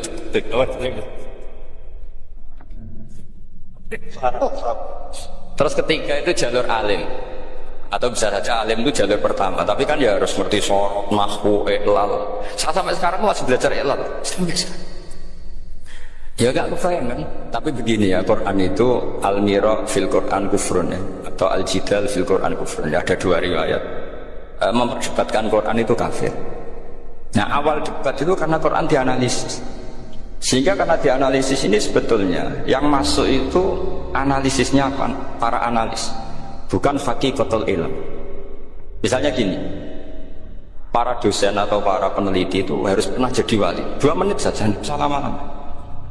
Karena grup wali juga nggak terima kalau ini jadi wali lama-lama, karena ada aturannya. Kalau dalam istilah Syaikhul Qadir Al-Jilani, fasalat tuhalah, kalau orang wali gak layak, bedel katanya gitu.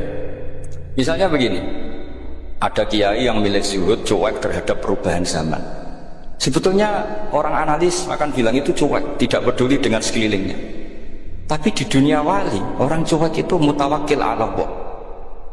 Makanya dalam kitab hikam da'it tadbir, fama qoma bihi ghairuk la tukim bihi nafs.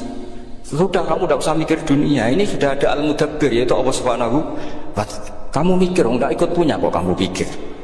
Hidayah yang milik Allah, rezeki yang milik Allah, kamu pikir, enggak melok gue kok pikir. Sehingga ketika dianalisis ini orang yang cuek, anti sosial atau tidak punya kesolehan sosial, kalau mereka ngamati orang-orang soleh yang tertutup itu, padahal ini adalah orang yang dekat Allah karena sudah makamnya makam apa? Tajril. Tapi dianalisis meninggalkan apa? Sosial. Lah yang pro sosial, misalnya yang dosen, yang ceramah di mana-mana, dia peduli sosial. Jangan-jangan peduli nasibnya sendiri. Karena ya ada untungnya gitu. Makanya seperti ini kalau nuruti begitu-begitu itu tidak ada selesainya. Maka kita harus ngomong sesuai hakikatul amr. Bahwa anak abdun soro fakhri dimna fakri. Jadi kita ini selalu hambanya Allah. Yang menjadi kebanggaan kita adalah mulazamatul fakr, bahwa kita selalu butuh Allah, baik diucapkan maupun tidak. Dan itu ilmunya para wali. Jadi khawatir saya kalau alumni-alumni Al-Munawwir ini menjadi korban analisa-analisa para analis yang belum pernah jadi wali. Itu biasanya metodenya Masya Allah. Misalnya metode hafalan cepat. Indonesia itu Islamnya moderat. Terus kita cari dari kelompok 73 ini mana yang moderat. Apalagi Islam Nusantara ini kelompok berapa lagi, kan terus bingung secara referensi. Nggak apa-apa, kita jadikan hiburan istilah Islam Nusantara, Islam moderat, Islam ekstremis, Islam. Jadikan hiburan, tapi tidak merubah ilmu kita yang mau rusak dari Rasulullah SAW, yaitu bahwa umat ini hanya terbagi 73. Itu ada riwayat mengatakan 72 masalah, yang satu benar. Tapi ada riwayat kebalikannya, 72 itu benar, yang satu salah. Itu di dunia ilmu hadis diperdebatkan kuat mana riwayat itu. Tapi karena kita ini terlalu mengkonsumsi orang yang nggak ahlinya, ya sudah sepihak kita hanya menguatkan riwayat yang 72 masalah, yang satu benar. Tapi pertanyaannya, kuat mana dua riwayat itu? Kita yang ahli sunnah itu baca beberapa teks hadis, itu banyak ahli hadis yang mendukung dua-duanya. Nah, padahal logikanya secara ilmu, wal hadis tidak tatarrokohul ihtimal sakoto anhul istidlal, ya kalau ihtimalnya banyak ya sudah nggak usah dipakai dalil. Tapi kan kita tidak etis ya, karena guru-guru kita juga pakai dalil itu. Tapi sebetulnya di syarat-syarat itu dijelaskan. Apalagi di kitabnya Habib Muhammad bin Abdillah Al-Haddar, mertuanya Habib Zain bin Smith, juga mertuanya Habib Umar Hafid. Beliau termasuk orang yang setuju 72 itu benar, yang satu yang masalah. Ketika ditanya siapa itu Az-Zanadiqah, orang-orang yang sintik, yang satu kebalikannya 72 masalah, yang satu benar, siapa itu ahli sunnah wal jamaah. Nah, kalau kamu mau meneliti secara serius, lafaz-lafaz seperti itu polanya sama. Semua ilmu ada pola seperti itu. Misalnya di Quran ada istilah fi yaumin kana miqdaruhu khamsina alfasa. Ada istilah lagi ka alfisanatin mimma ta'udun. Itu kan hitungannya beda jauh, yang satu 1000 tahun, yang satu hanya 50 khamsina alfasana, 50 ribu tahun. Ngitungnya gimana? Ngitungnya gampang saja kalau kita tidak punya tradisi menganalisis. Ketika Abdul bin Abbas ditanya, lalu alfasanatin maknanya apa? Khamsina alfasana maknanya apa? Ya yaumun aradahu, wah itu hari yang dikehendaki Allah. Kamu tidak perlu tahu. Memangnya kalau kamu tahu terus mau apa? Itu kan memang satu ilmu, karena dulu orang itu nggak perlu istighal bima la ya'nihi, tidak perlu sibuk dengan sesuatu yang nggak perlu tahu. Malah orang dulu itu punya jargon wa inna minal ilmi la jahlan. Sebagian ilmu itu jadi bodoh. Misalnya gini, saya tadi kenalan sama Mang Ustadz, saya tidak akan tanya bapaknya siapa, bapaknya siapa, karena itu tidak penting bagi saya. Yang penting saya itu nyari ilmu yang menjadikan saya diridhani Allah. Sehingga orang dulu itu kalau kenalan itu nggak pernah tanya, karena dianggap nggak penting. Itu makam, kamu tahu 100 tahun itu apa, atau 50 tahun itu apa, 1000 tahun apa, itu tidak penting. Jawab Abdul bin Abbas. Wasal amma yurdika, kamu tanya apa yang menjadi ridhonya Allah Ta'ala.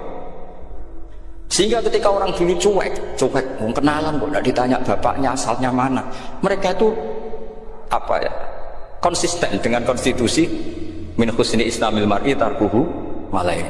Tapi para analis, wah ini tidak familiar, kenalan kok dingin-dingin saja, orangnya dingin, pasif. Ini tidak pasif, ini tarku malayak nih. Jadi gak sambung memang calon wali sama calon rektor itu tidak sambung. Jadi memang nggak tahu, cara berpikirnya beda.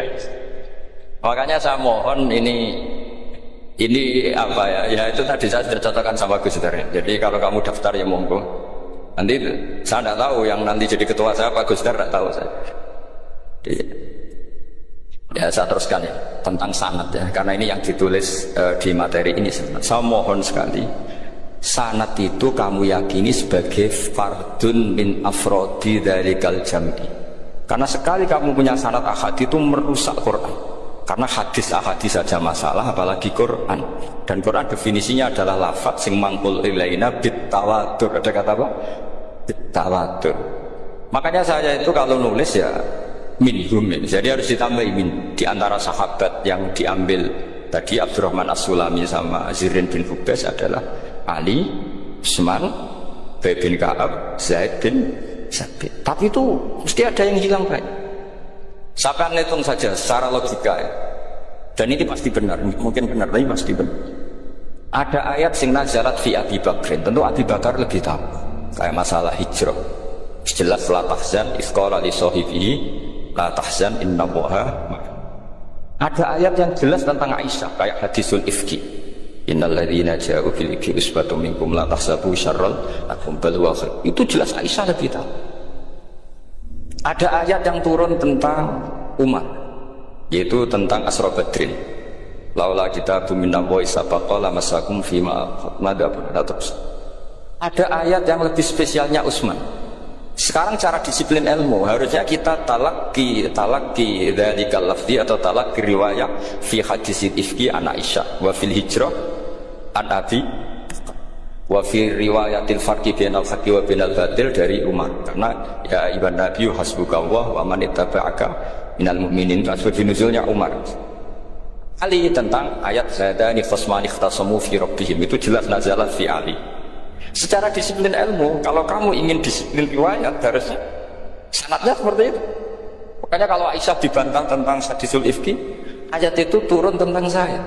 Jadi ilmu saya kata Aisyah nggak pernah kalah dengan kamu. Tapi kita tetap saja pakainya. Makanya Abdullah bin Mas'ud itu masuk terima dia disejajarkan dengan Zaid bin Sabit. Ketika dia tidak termasuk tim lajnah untuk Rasulullah Utsmani dan dia nggak mau memang. Itu Utsman nyocor sekarang dimaki-maki. Kamu melibatkan Zaid bin Sabit yang saat saya sudah bela Nabi, dia masih di rahimnya orang kafir kata. Karena Zaid bin Sabit ini junior sekali, bukan sekedar junior tapi junior. Terus kata Abdul Nasir, saya ini disusiptatin fil Islam. Saya itu masuk Islam ketika orang Islam tinggal baru disaingi orang yang Islam kemarin katanya. Enggak mau sih. Dan itu bukan keangkuhan tapi profesional. Jadi harusnya kita mikir kenapa sanad Quran hanya lewat orang-orang yang notabene ansoriyin. Mestinya kan nggak menangi periode surat-surat apa? Makkiyah. Kita butuh menyebut banyak sebetulnya. Maka saya mohon meskipun tulisannya hanya Ali, Utsman, Ubay bin Ka'ab, Zaid bin Sabit, di hati kamu tetap minhum apa? Di antara sahabat yang kebetulan mudawwan terbukukan itu.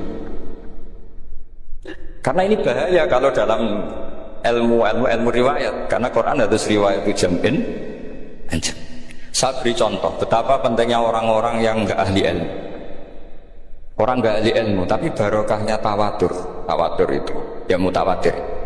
Meskipun harus lewat mungkin tegirnya medsos atau TV atau mubalek atau orang enggak jelas-jelas, enggak apa-apa, sementing ila darul jadid tawatur. Pernah ada seorang khotib masyhur itu cerita itu. Saya punya kitab yang dikarang oleh orang alim tapi jenisnya jenis peneliti. Meskipun nanti pas analisisnya saya juga agak setuju, tapi ya riwayatnya saya setuju. Itu ada orang khotib baca ayat wala tanggiful musyrikati hatta yu'min wala amatu mu'minatun khairum min musyrikati walau ajabatkum. Dia masih baca wala tanggiful musyrikina hatta yu'min, masih baca bi fathita karena depannya bi fathita, belakangnya juga fathut ta. Maka maknanya menjadi gini, wala tanggiful lan ojo nikah sira kabeh, karena ini mutaaddi yang bila mafulin wahid. Kowe ojo nikah sira kabeh lanang, karena ingkaha atau ya ingkahu. Karena wala tangkihu berarti la tangkiha, la tangkihu. Berarti khitabnya pada jamak mudzakkar salib. Wahai para lelaki muslim, kamu jangan nikahi lelaki musyrik. Wah, itu si Arab itu tersiksa. Hebatnya apa? Dawuhnya Allah kalau nggak sekelas itu, nggak usah dilarang, yang mau minat itu siapa? Karena maknanya jadi wala tangkihu, kalian para orang Islam lelaki jangan menikahi lelaki musyrik. Sing pengen nikahi Donald Trump ya sopo kan itu. Mbok ndak usah dilarang ya kita ndak akan menikahi. Kebetulan yang pinggirnya khotib ini orang alim. Jari semua alim itu khotib sing goblok. Asline ayatnya ra ngono. Ayatnya gimana? Itu bidomita wala tungkihu. Ketika wala tungkifu maknanya menjadi benar, karena wala tungkifu lan ojo nekno sira para wali khitabun lil auliya, bukan khitab pada lelaki tapi khitabun lil auliya. Wala tungkifu lan ojo nekahno sira kabeh ayyuhal auliya, para wali-wali banatiku mek anak wedok sira kabeh, ojo mbok nekahno al musyrikina ing lanangan musyrik. Berarti di sini menjadi pelarangan para wali yang punya anak putri wali dilarang menikah anak putrinya ke lelaki musyrikah. Jadi itu kamu kalau ngaji itu jangan sembrono, jangan pas kiai ini ngantuk wala tangkifu lolos terus dapat sanad wala tangkifu. Oh, setor yang nggak ditegur. Nggak ditegur itu kemungkinan kan dua kiainya dapat didengar. Paham ya? Atau kamu ngawurnya pinter sehingga nggak konangan, nyerobot saja. Tapi bagi kita ahlul ilm itu fatal betul. Sehingga orang-orang ahlul ilm itu mesti mengharokati sekian mawadi uzalal istilahnya, karena bahaya. Jadi ya, saya ulang lagi ya, mestinya bacanya wala tangkihul musyrikati hatta yu'min bi fathita. Itu betul, wala tangkihul lan ojo nikah sira kabeh lanang Islam, ojo nikah al musyrikati ing wadon perempuan musyrikah. Tapi kalau yang kedua harus dibaca bidomit wala tungkihu lan ojo nikahno sira kabeh para wali ai banatikum maf'ul bih awal dibuang ing anak wedok sira kabeh ojo mbok nikahno al musyrikin. Tapi sekali dibaca wala tangkihu maka kualitas maknanya itu bisa terjadi. Wahai para lelaki mukmin jangan nikahi lelaki musyrik. Makanya si Bedui ini tanya, apa betul itu kalamu? Iya. Masa Allah ngendikan sekacau itu? Kecewa dia, mas ada ayat Quran yang dipuji-puji Jamiul Kalim kemudian kualitasnya seperti itu. Jare wong alime yo khotib sing goblok orang-orang. Artinya apa? Ketika Quran dibaca secara salah, entah makhrajnya, entah halafatnya atau harokat, ini Arabi saja tahu, karena Arabi pun punya adzauqus salim. Karena adzauqus salim tidak didominasi para mukri atau para kiai atau para ahli Quran. Orang yang salimatuz dzauq juga bisa. Sehingga pernah ada seorang khotib juga, ini cerita-cerita Bedui. Orang khotib pidato khutbah, fawarabbis samai wal ardi innahu lahaqqum mislama annakum tantikun. Demi itu hanya langit dan bumi, bahwa apa yang dijanjikan Allah pasti terjadi. Lahaqqun itu maknanya terjadi. Itu si Arabi tadi langsung tanya ke khotib, khotib mangdalladzi asdobal jalil hatta al-ja'hu ilal yamin, siapa yang bikin Allah murka sehingga Allah terpaksa sumpah? Mana orangnya? Karena kalau dalam tradisi balaghah sumpah itu sudah tersinggung. Misalnya saya punya utang sama Gus Dar ditagih hari ini, hari Selasa, Gus utangnya bayar, paling saya bilang ya Gus sesuk. Ketika sesuk ditagih lagi, nanti Kamis ditagih lagi. Kalau saya mulai tersinggung pasti wallahi.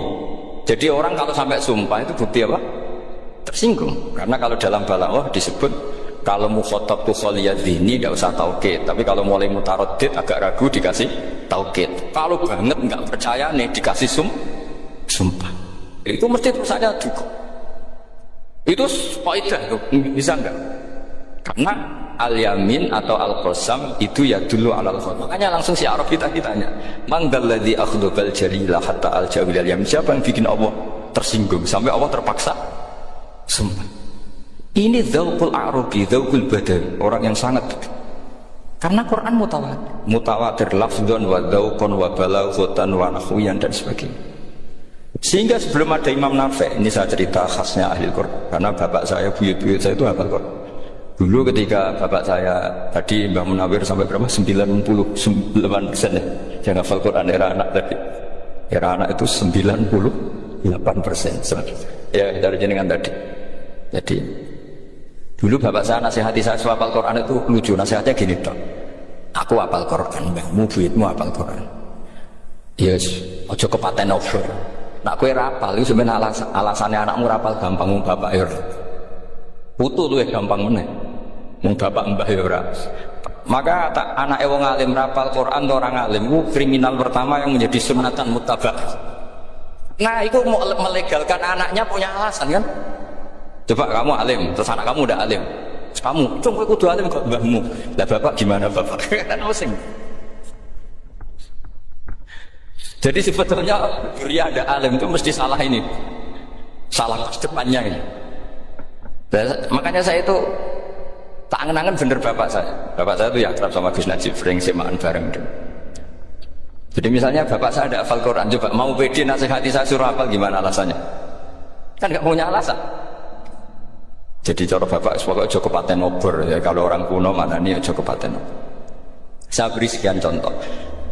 Sebelum Imam Nafi' itu ada, Imam Nafi' itu periode tabi'in, gila tabi'in, karena Imam Nafi' itu paling senior. Nafi' itu punya guru namanya Ja'far Al-Qari.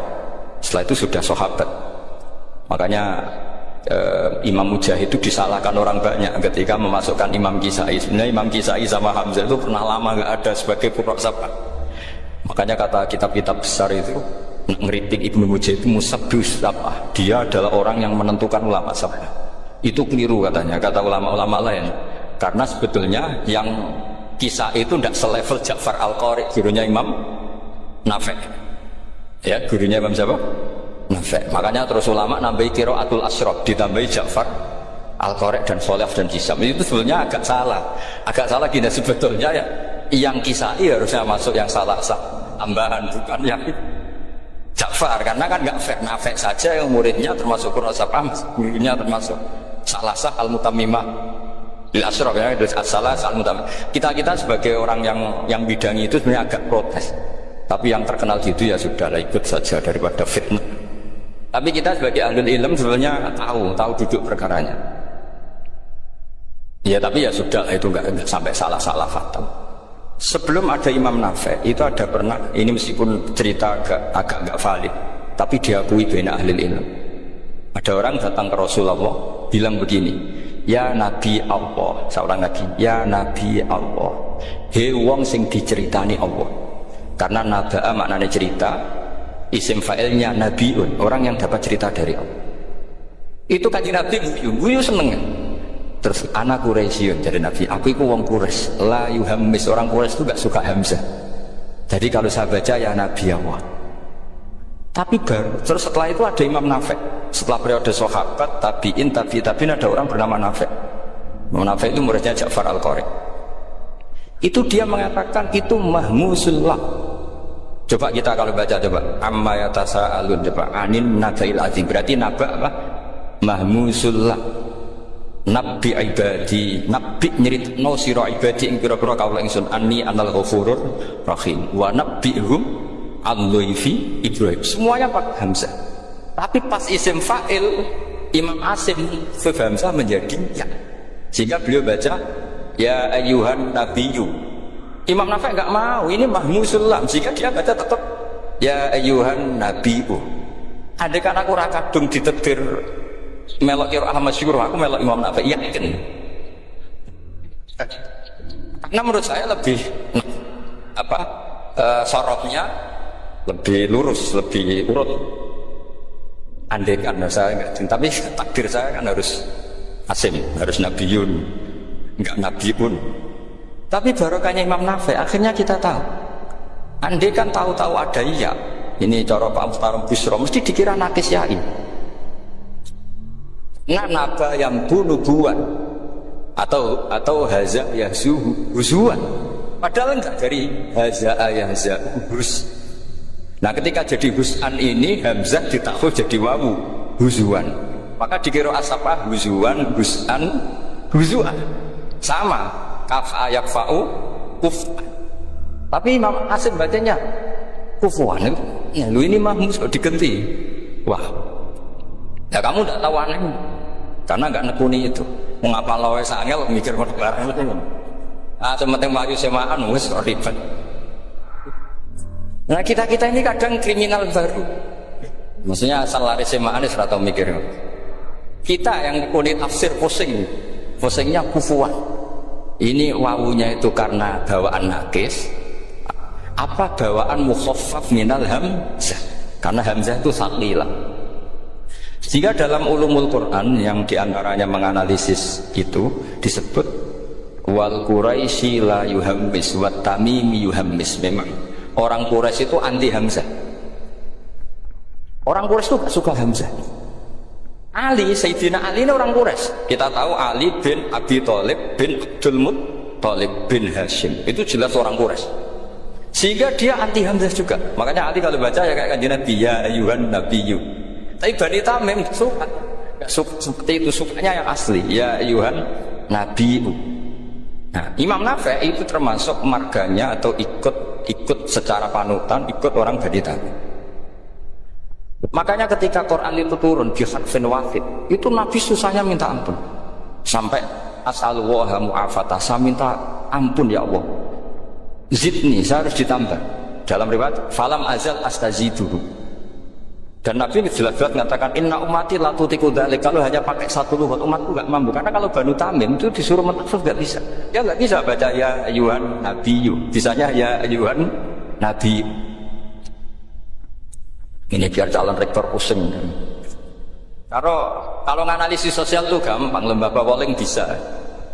Lembaga polling itu apa? Bisa penggayanya kan gawe pola, pola kecenderungan orang gini-gini itu.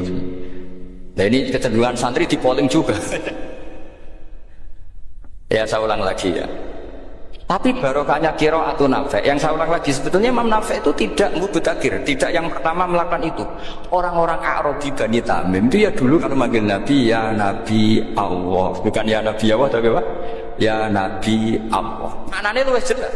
He wong sing tok cerita sangka Allah. Buktinya lihat di isim di fi'il amarnya. Nabi ibadi. Coba. Nabi nyeritakno sira ibadi. Berarti maksud kalau dimaknani pakai kitab, Nabi nyeritakno sira ya Nabi he wong sing dedekno. He wong sing tok ceri. Semuanya mahmus hamzah, mahmus lam. Tapi orang Quraisy enggak mau. Sehingga orang Quraisy, lah lucunya ini memang ya lucu entah keramat tahu. Gurunya Imam Nafi', Ja'far itu, kalau untuk fi'il itu malah dia setuju ditakhfif. Makanya banyak qiraah innama yu'minu jadi apa? Yu'minu. Nah, jadi Imam Asim disalahno tidak bisa. Jadi dari Imam Asim kira-kira gini, wong aku fi'ile wis tak hamzah, mosok isim fa'ile hamzah pisan kan itu. Lah sing Imam Ja'far lucu, isim fa'ile di hamzahno fi'ilnya enggak. Jadi nak baca ya yuminu muminun. Nah sorof itu ya ada sisi agak ngawur. Ini coba taruh busur mesti gak terima. Sorof itu ada ngawurnya Pak. Tapi ya sudah kita terima. Ngawur dengan tanda kutip. Misalnya jangan kalau nasrif kan mana yuminu iman. Coba kalau anda jadi fi'il mudhari, kenapa saya tidak diiklal sendiri? Amana asluhu amana ala wazni af'ala ubdilat ala hamzatus saniyatu alifan mergo istima'ihima fi kalimatin wahidah fasara mana iman asluhu imanan ala wazni if'ala ubdilat al hamzatus saniyatu ya'an mergo liwuku'iha ba'da kasratin fasara iman. Coba kalau kamu jadi yukminu, cuma ilmu ini gak syarat jadi rektor aman Pak Ustaz, gak apa-apa. Syarat jadi rektor gak harus jelimet seperti ini. Tapi syarat jadi wali lah itu. Kalau syarat jadi wali itu harus malah tulisannya kedua yang barang. Tadi saya cocokkan sama Gus Dar. Gus Kiai sing wayah itu kok keramat-keramat. Mbak Munawir istrinya banyak ya keramat. Mbak Kusairi Pasuruan itu Jember wayah ya. Jangan-jangan syaratnya keramat tuh. Itu apa ya? Itu analisis pihak sama saya. Cocokkan sama saya. Tapi itu tidak harus dibenarkan ya sudah ini cerita aja bisa. Coba kalau anda jadi ahli sorof, anda kan mungkin tidak ahli sorof. Kita yang ahli sorof sama matarom itu mesti terseksi. Mungkin saya bilang mungkin. Kalau ada ahli betul ya silakan nanti ngaco saya ahli Gus gak apa-apa. Amanah dielal, yu'minu tidak. Imanan dielal lagi, mukminun tidak. Maka Imam Asim karena dia itu punya guru yang dari Quraisy, yang tidak Quraisy, Imam Asim tuh lho sama karo rasane dadi kulon nate salat hajat khusus protes Imam Asim. Itu sampean kula nate ngiki. Mergo yo jenengan wasine iku nuruti ilmu napa nuruti riwayat tapi tak takoki. Dan itu memang sangat rencana kalau ketemu beliau di Imsak. Pertama ketemu saya itu protes itu. Sing gitu kan. Jenengan itu percaya ilmu apa percaya riwayat? Karena beliau itu beberapa kali ngebar, ini saya beri contoh. Ya amanah dielal, yu'minu tidak. Kan tetap hamz imana dielal, mukminun tidak. Sekarang isim fi'il amarnya. Qul ara'aytum ma tad'una min dunillah aruni madza khalaqu minal ardi am lahum syirkun fis samawati tuni fis samawati tuni. Karena dia tahu